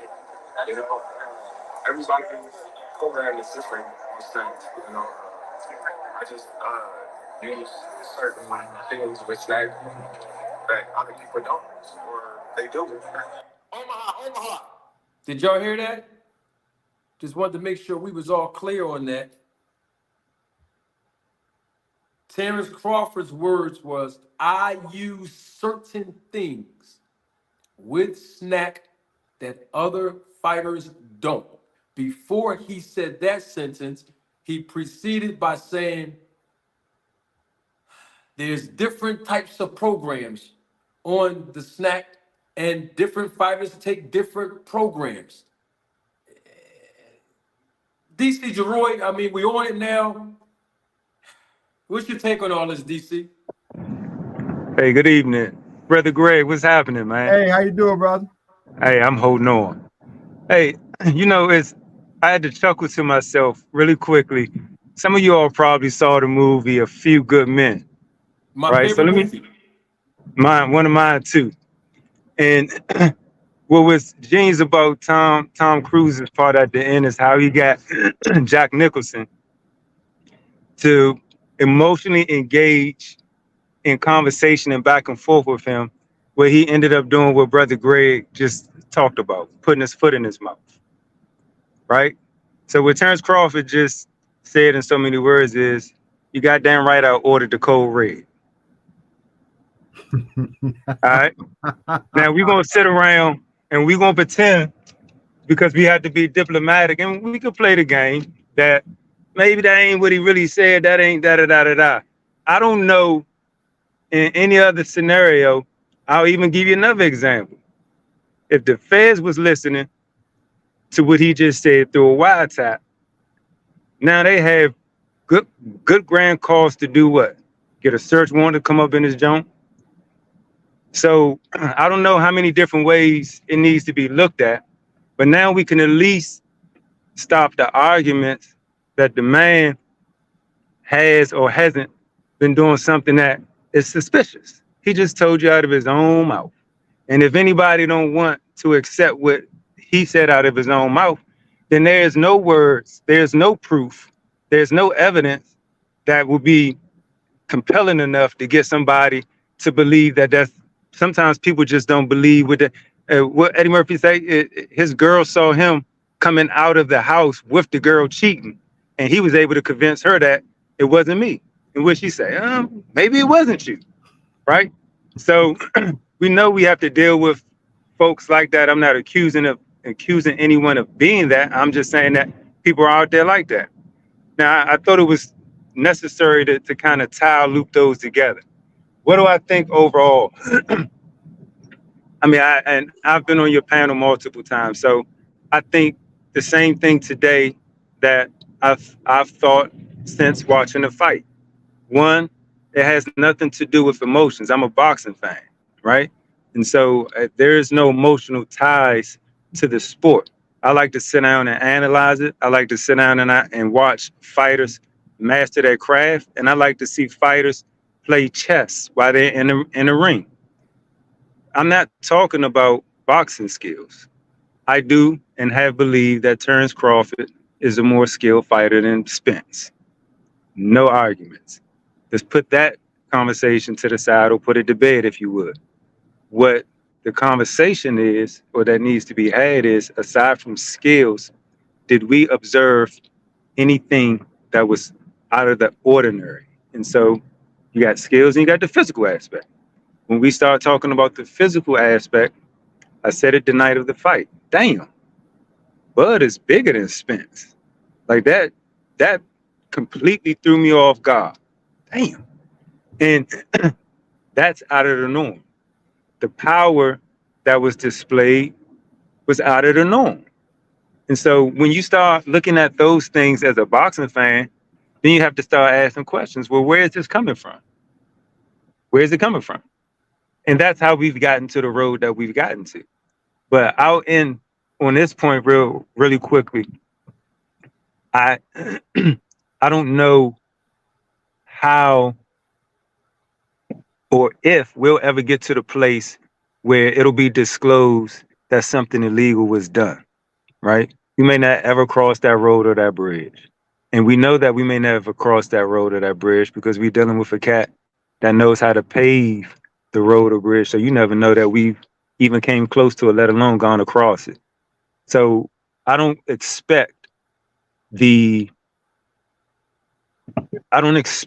end results to be, oh, Bud found dirty, Bud popped dirty. I don't expect that. What I expect is people to use the senses that the good Lord or whatever you choose to believe in gave you. You have eyes, you have ears, and you have observation skills. Use those and at least come to a sound, reasonable question, if not a conclusion. And that's what I got to say on Bud and that whole snack program, as you say, Brother Marty. I appreciate it, DC Jeroy. There's my guy in the chat, and every time I see him, whether I'm on his platform or he comes over here, and he doesn't come over here too often because I know he has a very busy schedule. But every time I see him over here, I try to make sure that I stop my whole segment for him, and that's the big homie, my guy, BFTB. Best fight the best is in the building. Salute to you, King. DC Jeroy, I mean, you hit everything on the head. The thing about it is this. You said something that was very critical. You said the good Lord gave us all, observational skills and what we see and what we hear. And, he also gave us discernment. And the thing is that cracks me up, me personally up, when it comes to most, not all, but most Terrence Crawford fans, is they seem to have this great discernment and intuition to discover all of the skill sets that Crawford had to beat Spence. But then when it's time for them to use logic on the points that I have presented to them on a silver platter, all of a sudden now these senses and these discernments and this wisdom that they seem to have of everything else, it never kicks in. And it seems like they begin to defy logic. And so it's like they start arguing with me when all I do is present the facts. The only opinion that I gave on this whole matter is that Errol Spence was going to beat Terrence Crawford. That's the only opinion that I gave when it comes to Terrence Crawford. Everything else I said from the time I started on YouTube till today has been all facts, and I've used Terrence Crawford's own words to do that. Now, we got a guy on here that was on here. If it wasn't yesterday, it was definitely the day before yesterday. I think it was yesterday, NHA Tube 2. But his name in the display says Darth Crawford, a.k.a. Spence's daddy. He is a major Terrence Crawford fan. I've already caught him up in a lot of different things when he was on a hot seat yesterday. He's back again for some more. He's back again for the air fry. Marty. What's going on, NHA2? You still want some more? I don't know what's going on, brother. What's up, man? Welcome. I'm cooling, man. I don't know about that air fry or the cook or whatever. What you catching me up on? I'm just curious. Bro, I cooked you when you tried to lie on Mr. Bosey yesterday, bro. Nah. I cooked you when you lied on Boots also. I ain't tell one lie. I repeated what Mr. Bosey said. What did Mr. Bosey say? Tell us.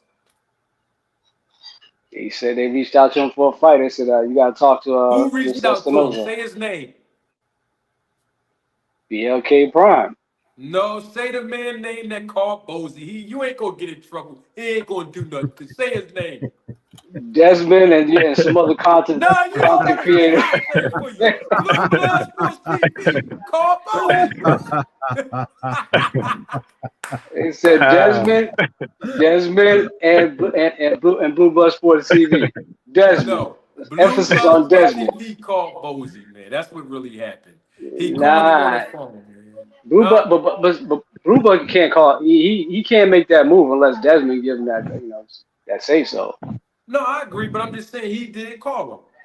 That's what Bozy said. He called him. Okay, so what did Blue Blood and Desmond say from BLK Prime? What did they say to Bozy? I can't remember verbatim, but What you say yesterday? they're Let's trying to just set up a fight between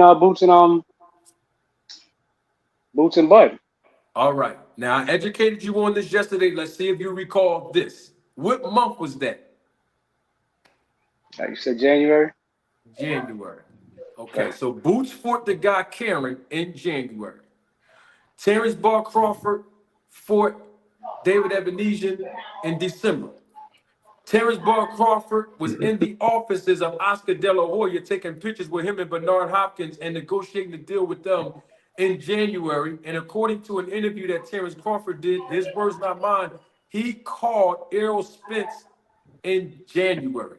So these are the four things that happened in January, including Blue Blood and Desmond calling Boots and Bozy. So my question becomes, if all four of these things happen, then how were they even expecting for a Bozy fight to happen with Crawford when A, he wasn't even under contract with BLK Prime? They only signed a one fight deal with the guy. So that tells you right there, Crawford had no intentions of fighting on that platform ever again, except for that one time. And B, Terrence Crawford was in another promoter's office in January while he was calling on Errol Spence to renegotiate this fight in January. And this is after Boots Fort Karen for the IBF interim title, not the WBO.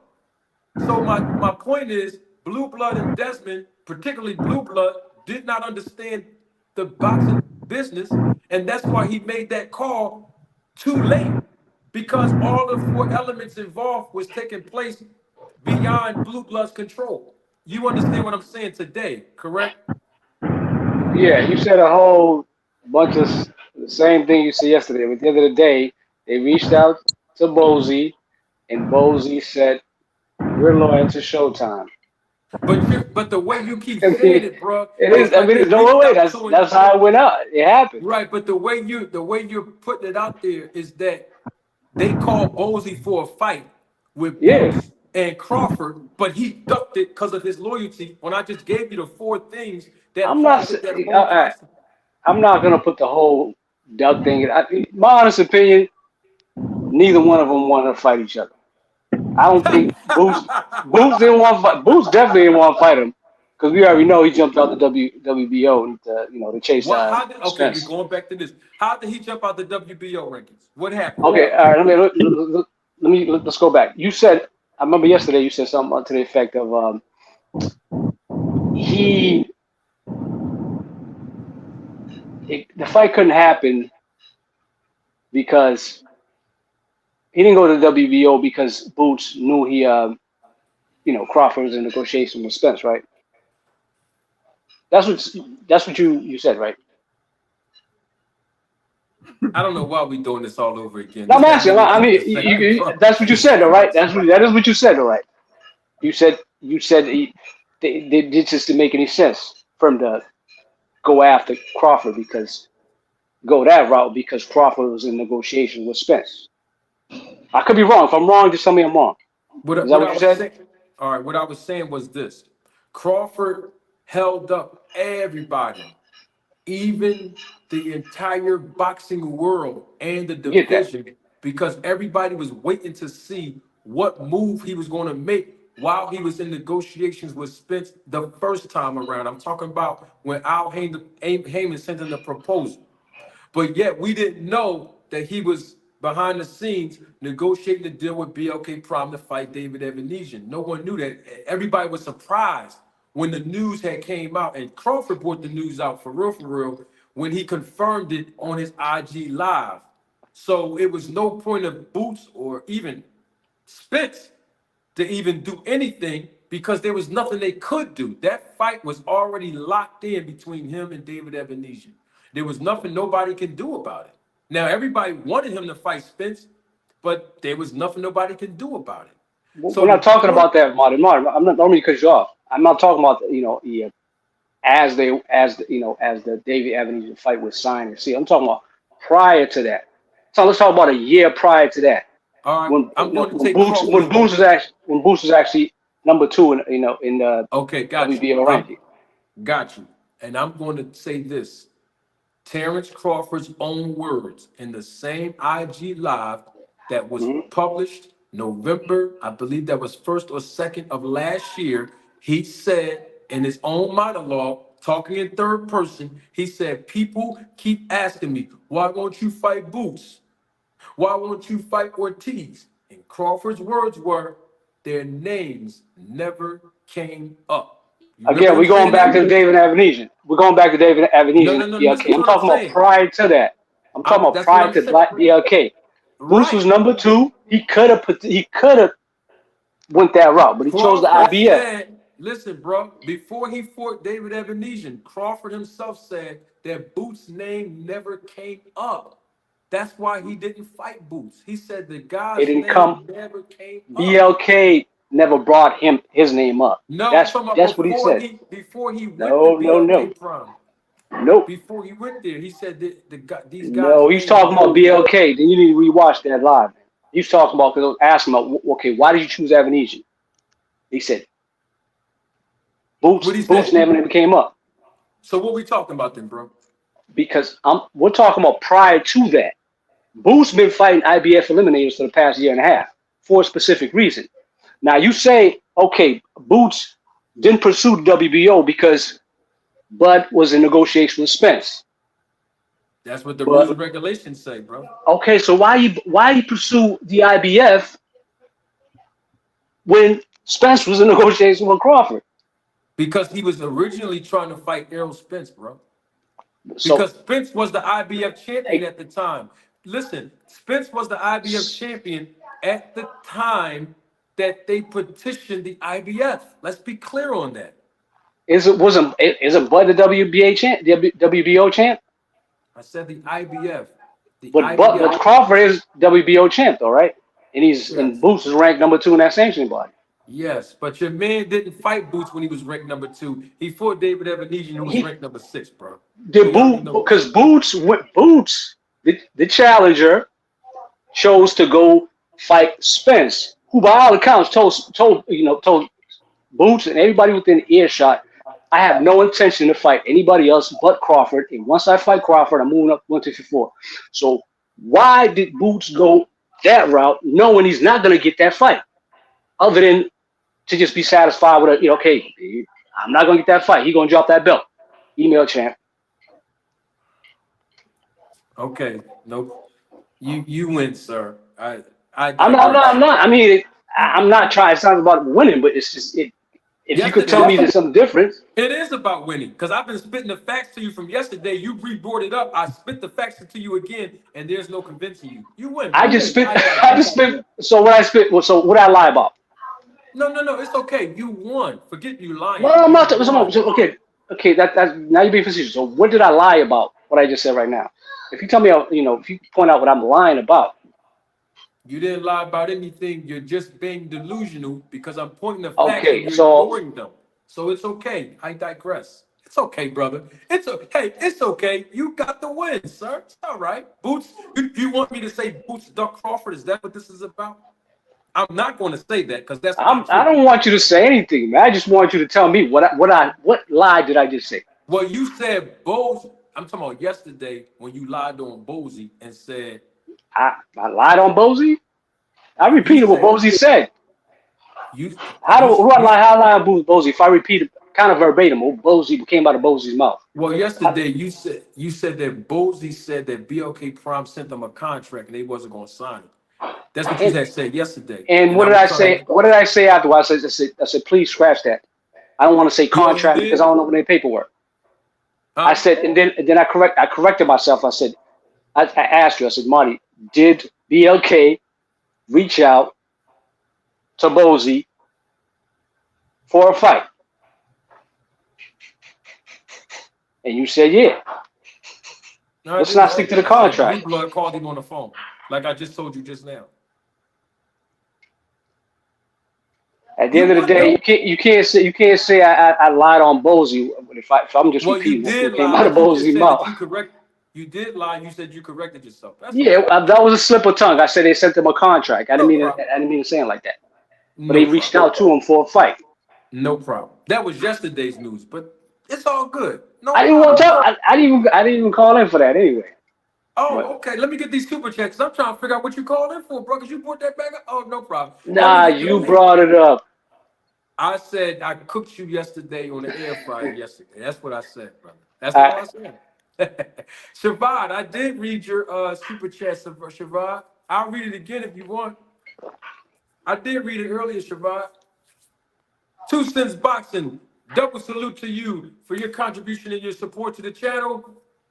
2 Cents Boxing said, you can't argue with people who don't know Victor and his history. She's referring to the snack program. Also, he, referring to Victor Conti, did not go to jail. He went to an informant camp. That's facts. And that's from 2 Cents Boxing. And then we have Atheist Ghostbuster.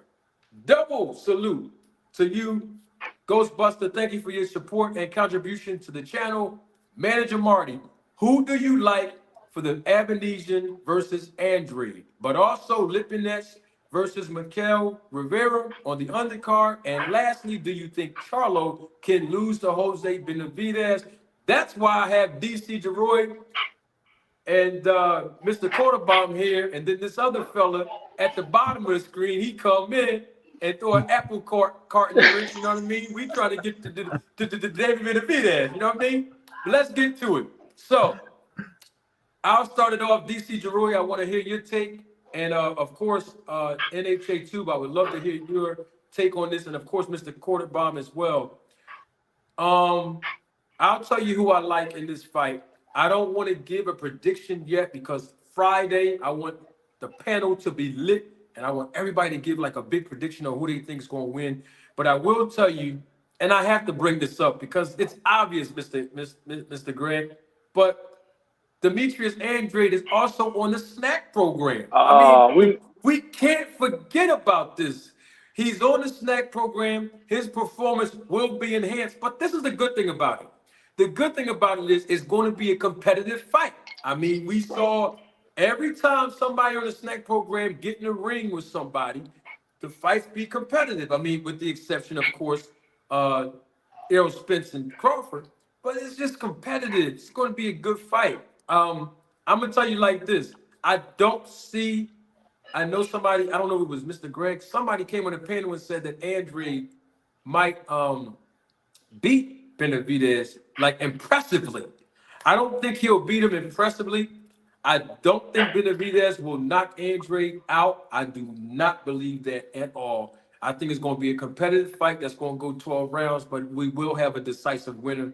When it comes to Lipinets and Rivera, I think this is a really good fight business-wise for Rivera because, of course, the last time we've seen him on Showtime, he was in a fight with Frank Martin, where Frank Martin just outboxed him and outclassed him and obviously dropped him. Lipinets, of course, we know he's a gatekeeper right now. He's going to make a nice little chunk of change in this fight as the undercard. That's going to be a competitive fight. But at the same time, I think Rivera is going to, win that fight in dominating fashion. When it comes to Charlo, which is what I was trying to originally talk about before the other guy came on, the Charlo brothers. When it comes to Charlo and Jose Benavidez, it's a possibility that Charlo can lose. And I say that because, Charlo do have the advantage. He is going to come in as the bigger fighter. I mean, the last time we saw Jose Benavidez, he was at 154 pounds, fighting Danny Garcia. And Danny Garcia just outclassed him and put a boxing masterpiece on against Benavidez. But at the same time, Charlo's coming off of a 2-year layoff.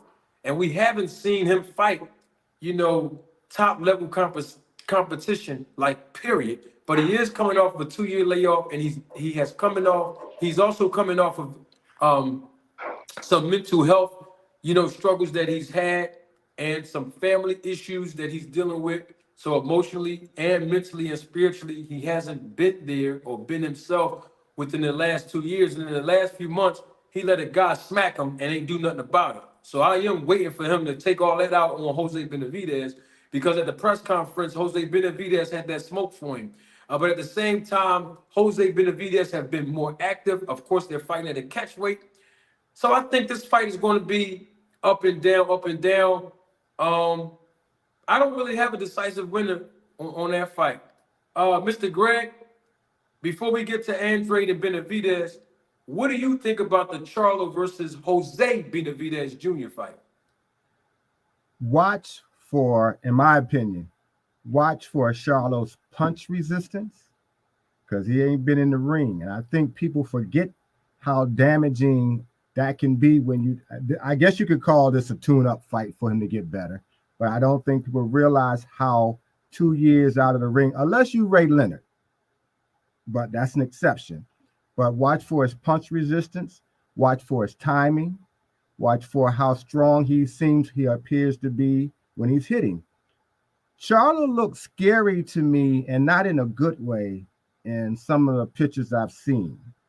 I know this, again, we all know there's been some mental health issues. There's probably been some substance abuse of some sort, because that's been brought up, drinking and this kind of stuff. Whether or not that plays a role, we'll see in this particular fight. I hope that mentally if he's mentally together, we at least he won't make some, I guess you can call it amateur mistakes. Hopefully that doesn't happen. But I also think that with Benavidez at least being in the ring, he don't have any rust on him like Charlo has.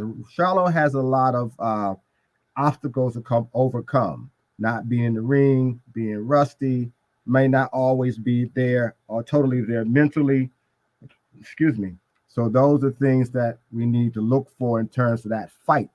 But I believe if Charlo's at least together mentally, he should bring the fight home and he should win. That's my take on it. But there's a lot of ifs there. But I can see how anybody could say, well, Jose may necessarily do something to him. And Jose may even have some moments, I think, with Charlo. Again, all of it has to do with you not being in the ring, you not staying sharp.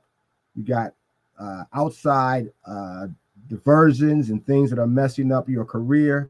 And I think most of the time we don't take into account how that affects somebody's performance in the ring. I'm sure I haven't heard Charlo being on the snack program, but I would say to get the optimum amount of performance out of his body, I would recommend the shot. I recommend the snack program, but I hesitate to say it only because Victor Conte is involved. I know that it's formulated when it's done correctly for each individual athlete's body. It's not going to give you skills, but it'll give you the ability to use your skills a lot better. That's kind of my take on the snack program. Everything that you could do, everything that you train for, the supplements will get you what you need. A lot of fighters are deficient in some areas of vitamin supplements, D or C. Most black men a lot of times have a vitamin D deficiency and sometimes a C. A lot of times if you're smoking, if you're drinking, you're going to have some issues with the oxygen intake.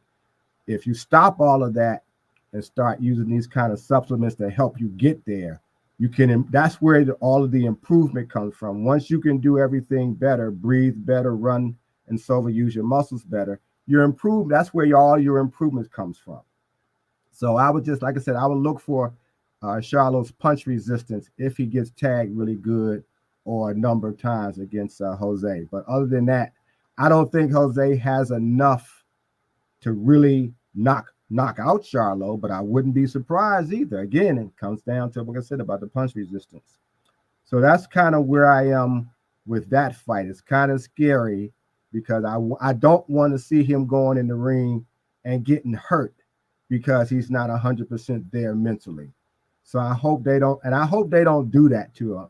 Luckily, they didn't give him a monster to come back into the ring with, because that would have been like suicide to me.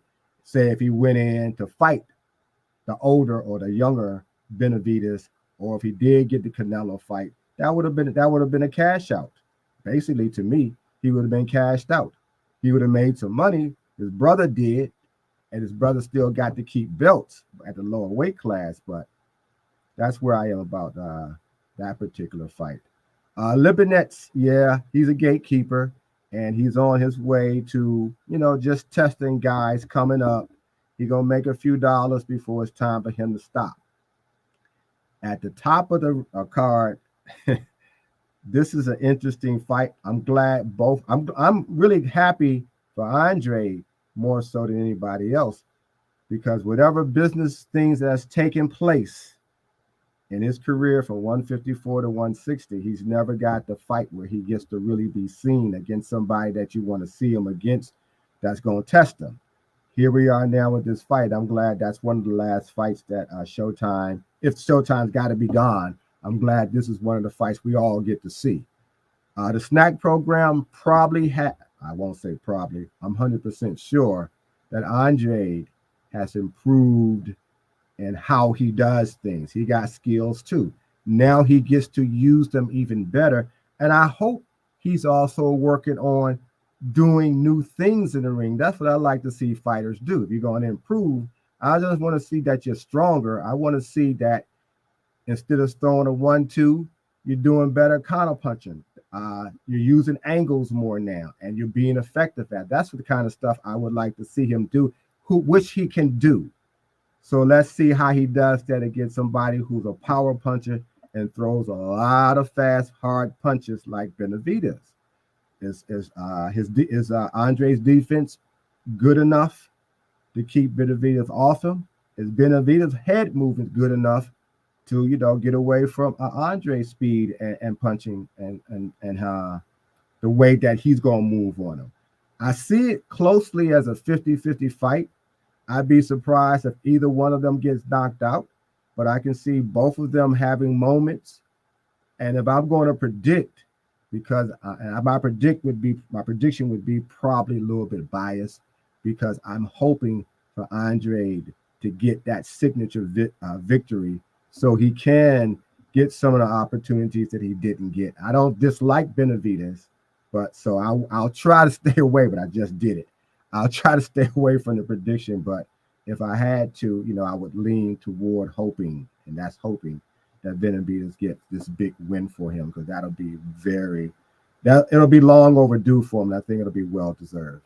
So that's kind of how I see those three fights. If I could say something, I know we're not trying to go back there, but hearing the guy Spence Daddy speaking, I've heard him speak a couple of times.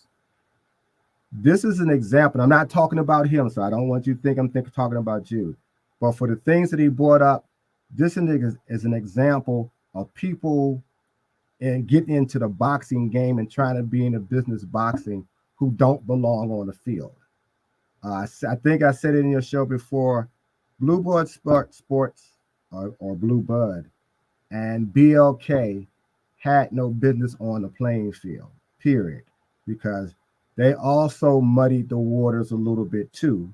And now people think this happened or that happened. What everybody still seems to forget is who's going to pay for the fights. That's who's going to make the decision. BLK put up some money. I don't know how much they paid Crawford. Don't really care, but it bankrupted them. Bud had no business really going over to BLK. He didn't know no better. It was an easier deal. He did it. He walked away from PBC. I think when he walked away, for the most part, I think PBC was done with him. I heard someone say, I think it was Mr. Asante, said that Bud could have gone over to Showtime to fight Bud.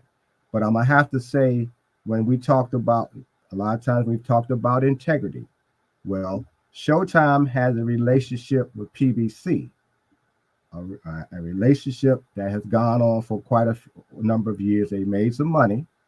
So I can't see them crossing PBC and taking Bud to fight Boots after Bud had just walked away from both of them, PBC and Showtime, to fight Spence.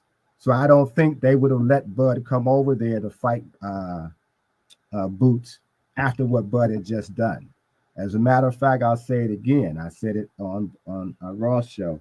The only reason that fight did happen between Bud and Spence because Spence was adamant that he wasn't going to fight anyone else. So PBC had to satisfy their client, even though they did not want to have Bud, because I never thought they wanted them in the first place. But they had to satisfy their client. And even when it got dicey again in the second round of the negotiation, it was still Spence who was adamant, I'm not fighting anybody with him, so give him what he wants. That's how to fight. That's the only power I think fighters have. They can refuse any fight. They may not get any fights, but they can refuse a fight. But if you got a high-profile fighter like Spence was and a superstar at that time, and still is to some degree at PBC, they're going to try to satisfy him. And so that's what they did, and that's why that fight happens. But it also told me when I said it, Bud only had maybe two, which is one of the fights with Spence, the rematch, and maybe one more fight, if that's the case now. I'm not even sure if that's the case anymore. But at the time, that's what was going to happen. So no, the Boots fight wasn't ever going to happen over BLK. So we can say that for sure. That wouldn't have made sense to Boots. Showtime was feeding him well. Why they gonna bite the hand that feed him? And at the same time, Showtime was gonna say, well, come on, Bud. We know you did. You left. No, that wasn't gonna happen either. So that fight wasn't gonna happen. Bud got lucky. He got lucky with BLK, learned something, got even luckier because Spence wanted that 40 million. First of all, let's not pretend that Spence was being benevolent and was this great warrior. He wanted the $40 million. Because when he came into the ring, I mean, we can debate all the other stuff, but I'm tired of debating it. But the fact of the matter is, he wanted the 40. He got it. Bud got the 25. So the money part was there. They got it. Bud's going to have to take all the criticism for what people think he did. Spence is not going to get criticized, not like I think he should. And I'm not even going to go through all that either. But Spence was just as wrong in that fight. In his own way, because he knew, so allegedly his ribs was hurt, he was weight drained, and he hadn't been in the ring for, I think, 14 months. So those are things that he did know coming into the ring. Now, the thing about whether or not he was drugged, even if he didn't know he got slipped a drug or took a drug, he could feel it. So there was no way in Hades he was going to win a fight if he had those particular deficiencies come into the fight. And he knew three. He had to probably feel the fourth one.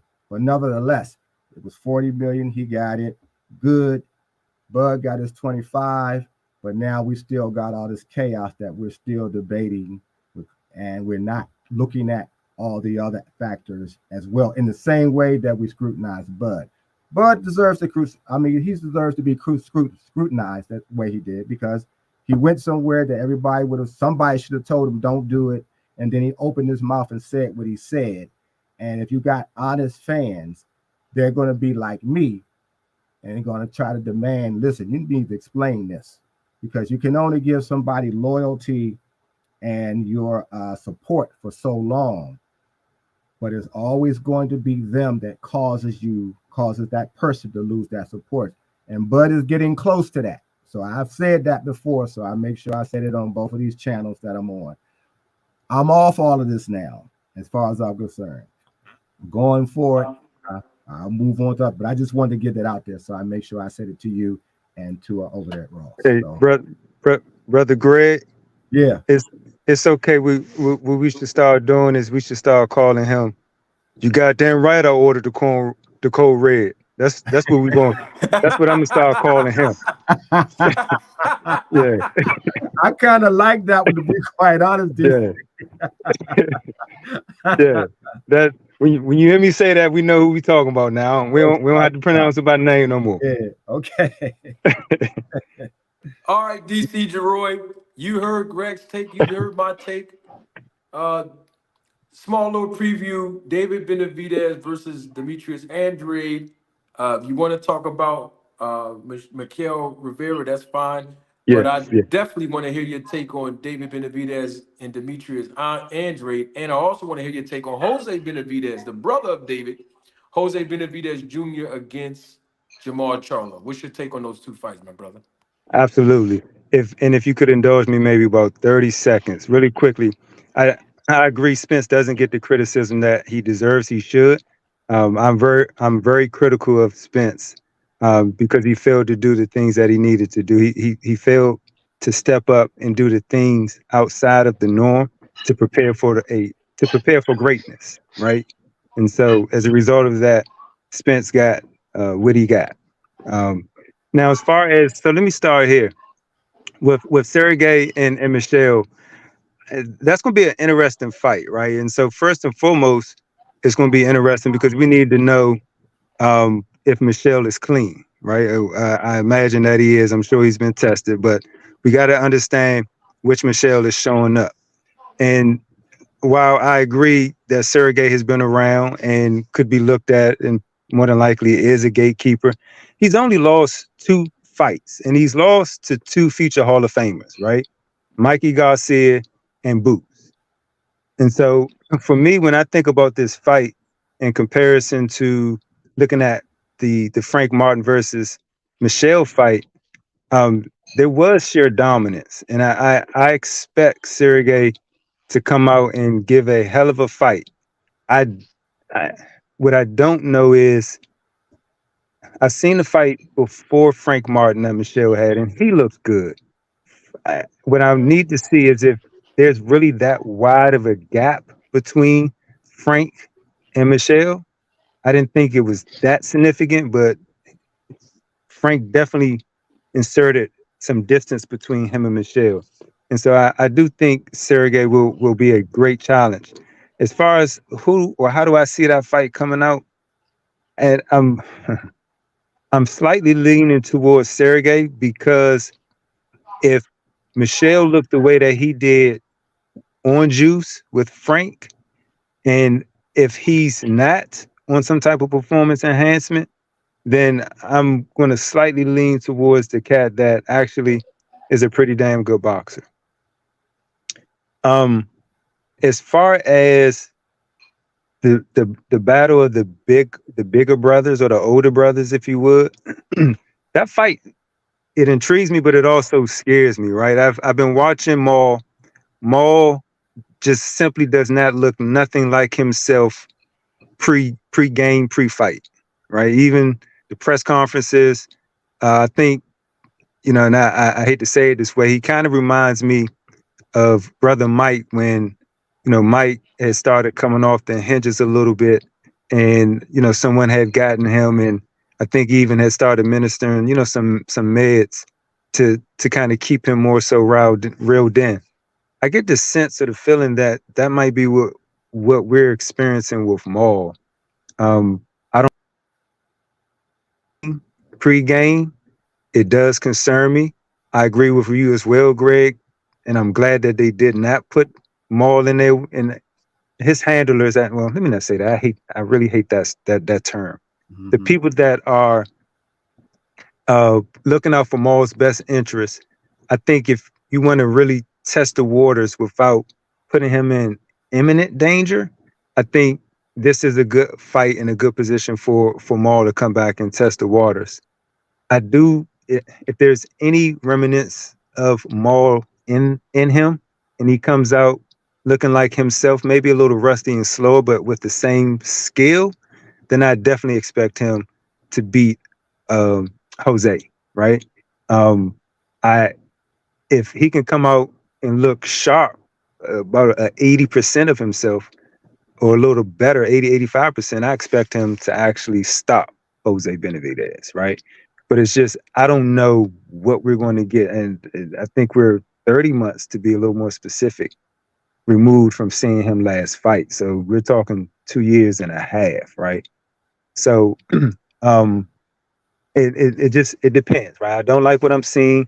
We'll see what skill look like once first. And I'm expecting the first 5-6 rounds are going to be really him getting his footing and his timing and his spacing just for being out for so long. So I'll definitely keep my eyes on that. Um, the real fight is the little brother, David, and Demetria.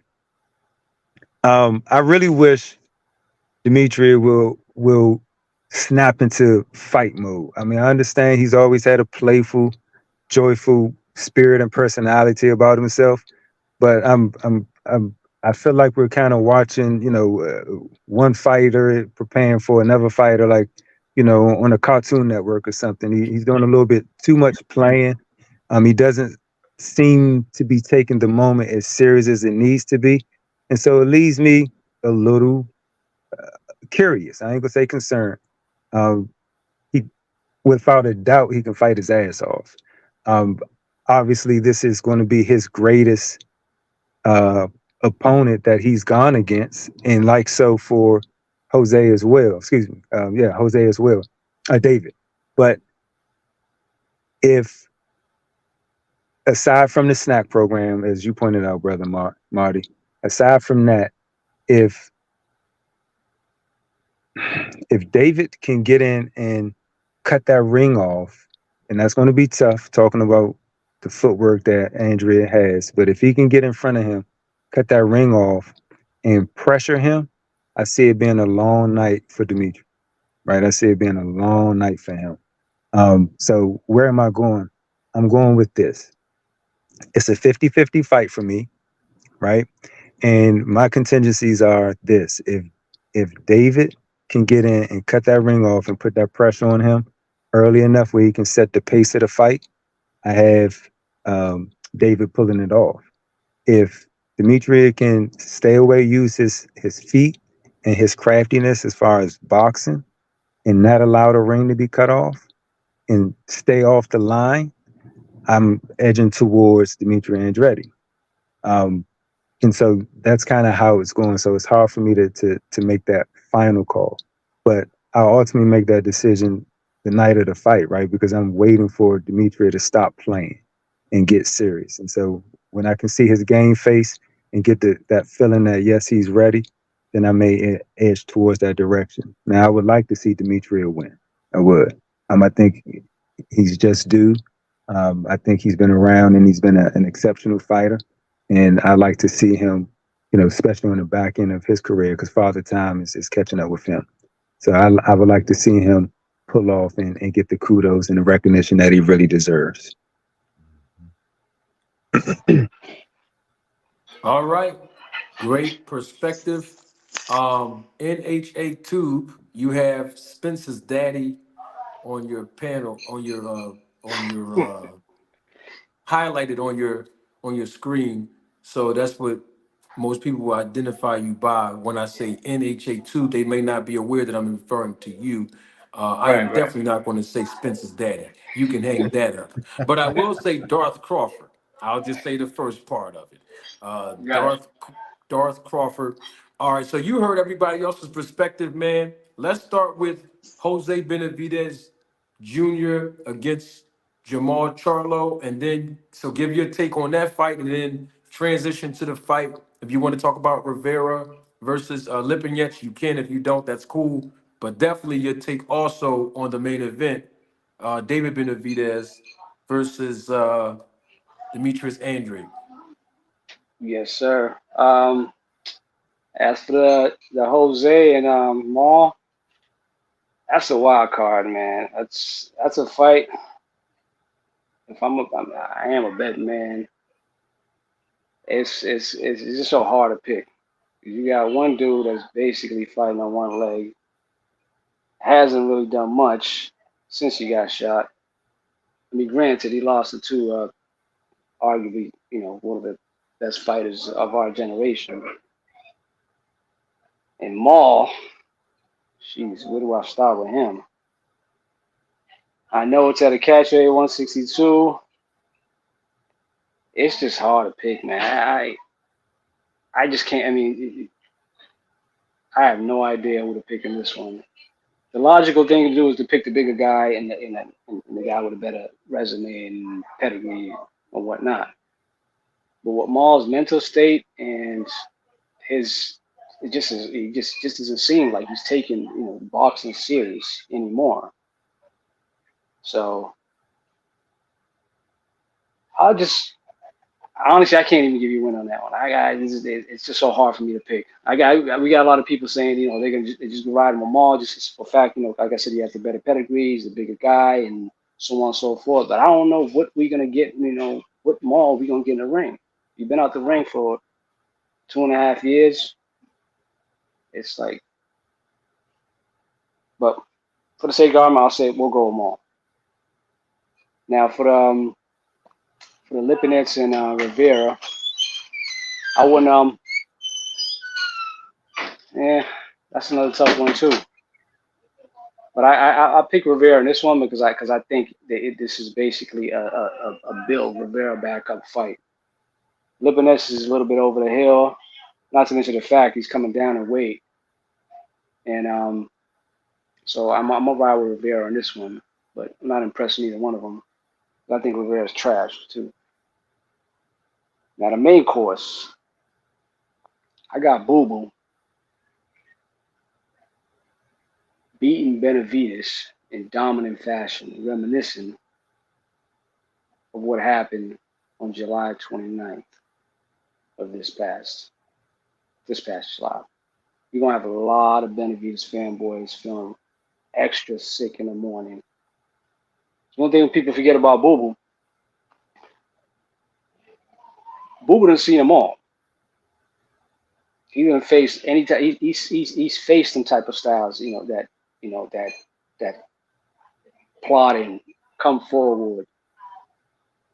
He's faced that. He has one of the most extensive amateur pedigree background, and he comes from a master class background, which he came from the same amateur class as Bud, Thurman, Danny Garcia, Danny Jacobs, Ugas, Usyk.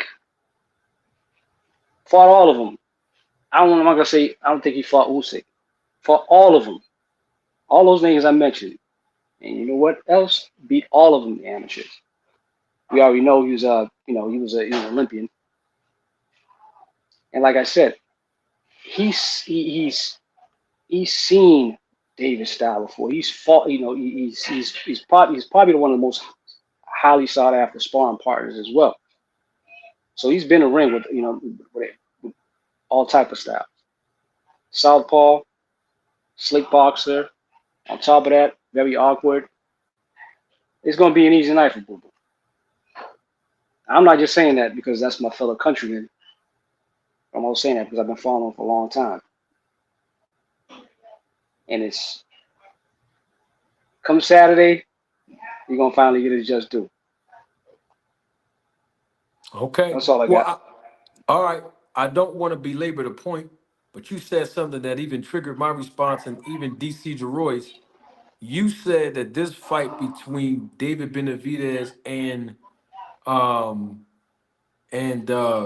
Demetrius Andrade will be reminiscent of what took Mm-hmm. place in the Crawford versus Spence fight, and how um, Andrade is going to basically run through David Benavidez in dominating fashion. Uh, Yeah. would you attribute that to the fact that Demetrius Andrade is also on the snack program like Terrence Crawford? Nah, I just attribute to the simple fact that, just like back then, you had a lot of contingency of people who were just expecting Spence to run through Crawford and not, looking at the skill level aspect of the two. Benavidez his greatest attribute is that he is his volume punching. He's fast, but he has terrible footwork. He can't cut off the ring, even if to save his life. And Boo Boo is all type of wrong form. I know you're gonna bring up the whole snack thing, but the snack's not gonna help him. I mean, No. I wasn't trying to bring it up. No, honestly, I really wasn't. I just you feel like did. that's what you was alluding to, and I wanted to make sure I didn't. Nah. Yeah, I wasn't trying to You bring it knew up. I'm it. You just knew saying because that's you not. You said knew that was you what I was compared alluding it to to. you compared it to Crawford and Spence in dominating fashion. It's like you was very Mm-hmm. adamant when you said that. I was just trying to I didn't know if that's what you were referring to. Now the correlation, just like I said, prior to the Spence and Crawford fight, like I said, you had a large contingency of Spence diehard fans like, oh, Spence is just gonna overwhelm him. He's just gonna run through him. Oh, he's gonna be too strong for him, too big for him, and they overlook, the skill aspect of between the two, and the skill deficiency of Spence compared to Bud, and that's the only reason I bring it up. I got Boo you. Boo's way more skilled, has way Mm-hmm. more in the toolbox, and Mm-hmm. his face way. He's like I said, he's faced every type of style you could think of. Mm-hmm. Extensive amateur background, and when I say extensive amateur background, I name all the fighters that came up in his era in the amateurs. So he was going through some. He went through some fighters. He didn't get a shot. It's sadly, he didn't get a shot up until now in the pros. I'm not going to, give you any reason or excuse why it didn't happen. At the end of the day, that's him and his team. He owes some blame for that too. So, but he's getting a shot now, and he's gonna show him proof. Can't wait. You got it. Before I let you guys go, let me get this super chat. Let me make sure. Hold on 1 second. Let me make sure I get this super chat. Double salute to Atheist Ghostbuster again for your support and contribution to the channel. Ghostbuster says, Manager Marty, obviously your intelligent and articulate method of talking and debating boxing has attracted equal callers and guests. Great panel. Salute to you, Atheist Ghostbuster. Always a pleasure. And I would have to say that this panel is on fire. We got DC Jeroy, my God. We got another DC resident, my other guy, Mr. Greg Quarterbaum, and then and then we also have NHA. NHA, you ain't come up here enough to me calling you my guy, but you are a supporter of the channel, obviously. So you are technically my guy, man. And we got I keep saying NHA too, but he on the screen, his name is Darth Crawford. I am definitely not saying that Crawford is Spencer's daddy. You know I'm not going to say that. But Darth Crawford, I appreciate all of you guys coming on the panel today, man. We at the 2 hour and 12 mark. This is pre-Thanksgiving. I'm gonna let everybody chill tomorrow. I'm not coming on live tomorrow. I know it's Tuesday, Wednesday, and Thursday. What was it? Wednesday, Thursday, and Friday. Well, anyway, between Tuesday and Friday, I'm always come on live every day, or on those days every week. That's the new schedule right now, Mr. Greg. And also, I will be back here live in living color on Friday, where we're going to give a fresh prediction of the main event of David Benavidez versus Demetrius Andrade. And we're going to give, with the predictions, we're going to give an extensive analysis of what both fighters have to do to win. And when the fighter wins, where do they go next? And so we'll have all of that live and living color here on Friday. I'll start with you, Darth Crawford. Give us 30 seconds, your last words. Last words. Oh yeah, I did want to point out. I know me and you go back and forth. I mean, to me, it's all love and it's all dialogue. And what you're doing, even though I don't agree with it, probably like 95.6% of what you say, I agree dialogue is important. And I'm always willing to support your channel and every other channel that I either agree with or I don't agree with. One thing I would do say, when I do try to send a super chat, some reason it doesn't it doesn't allow me to send it. I'm not sure why that is. Maybe you know why. I don't know, but I do want to be able to support your channel. So if there's another way Oh, for me to I support it. other than super chat, I'm more than glad to do it. Like I Oh, said, no problem. I just put something on the screen, brother. If you can see that, that's from the Cash App, brother. So the super chat is acting up. You can also, go through the Cash App method as well, man. I appreciate it, man. Much respect got to you. you, my brother. No, absolutely, got you. And one last thing too, I gotta say, I gotta change my pick. I know I picked Jermall. I think I'm gonna go with Jose Benavidez because I just got some breaking news a little while ago.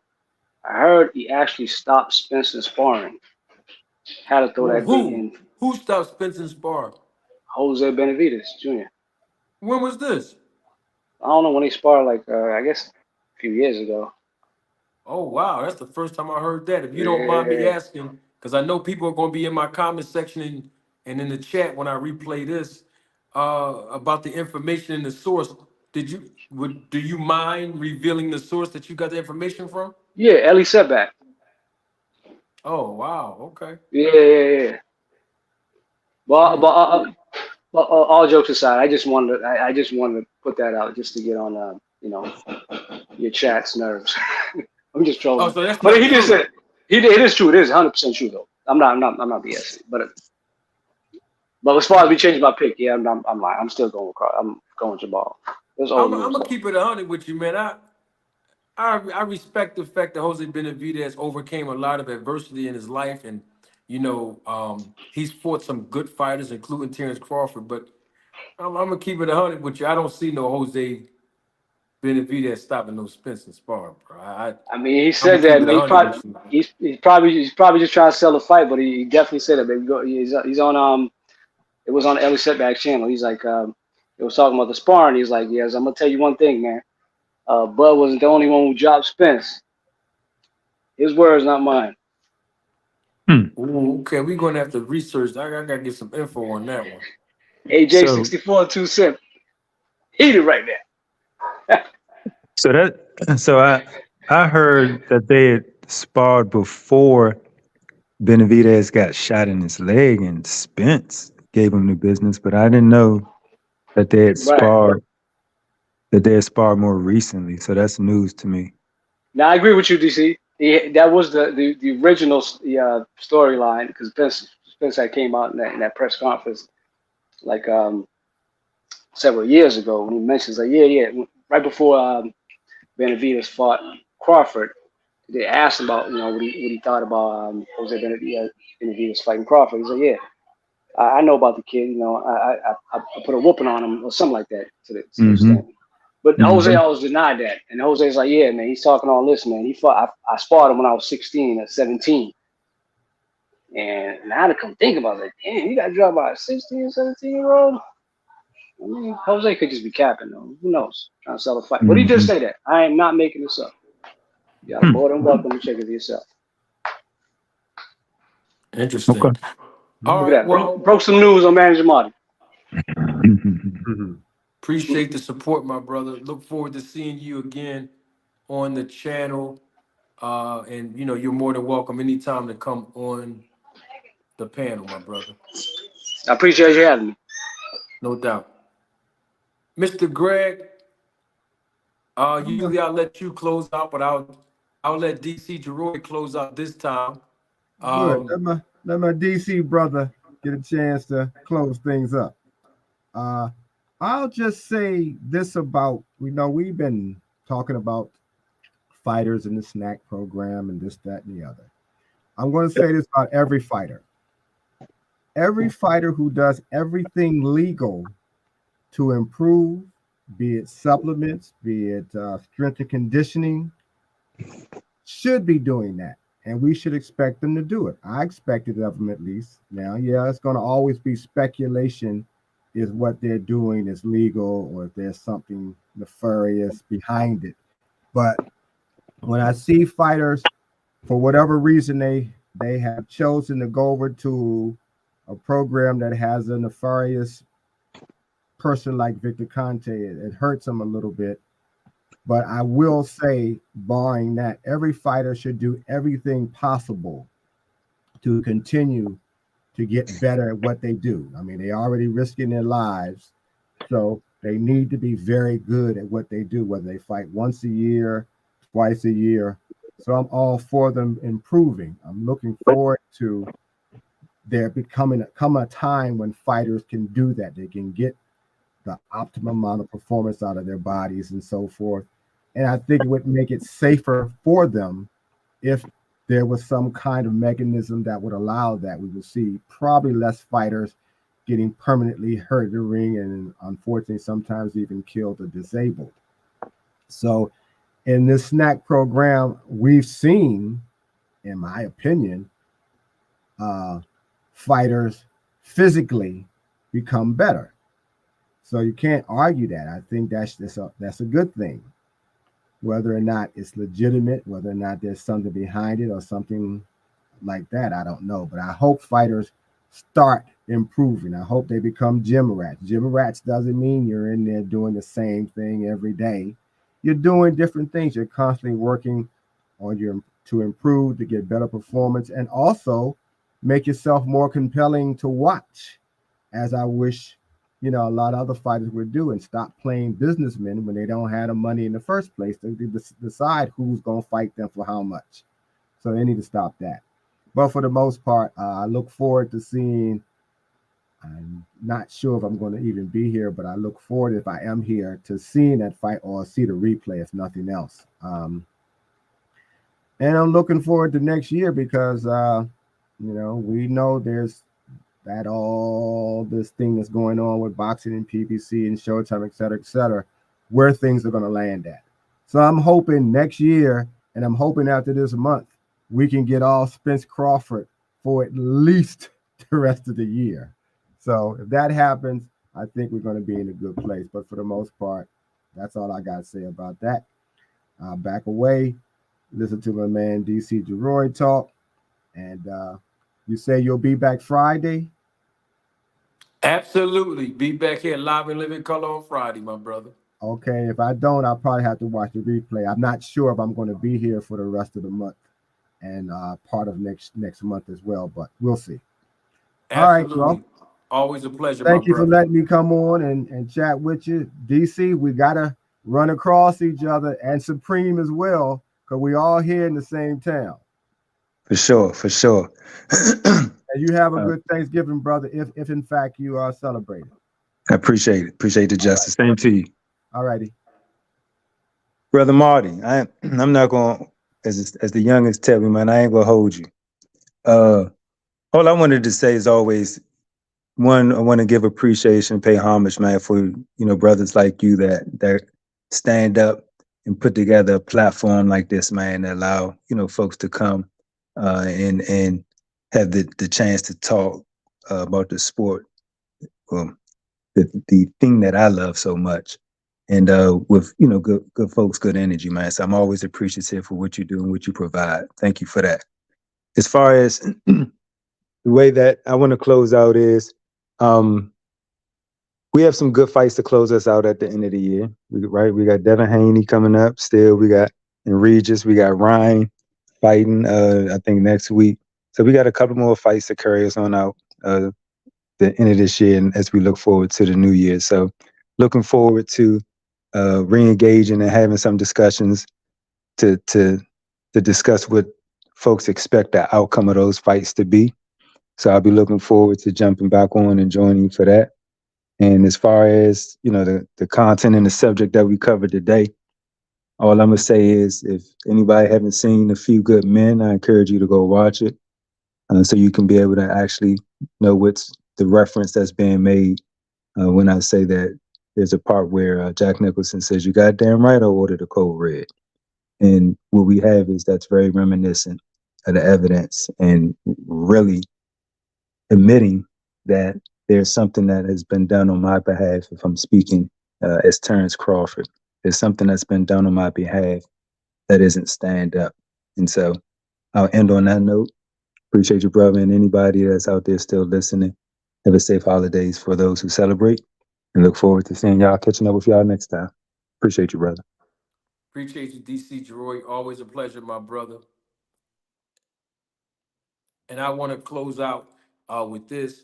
to acknowledge Darth Crawford, NHA Tube 2. I did receive your cash app, my brother, and you blessed me um, uh, considerably.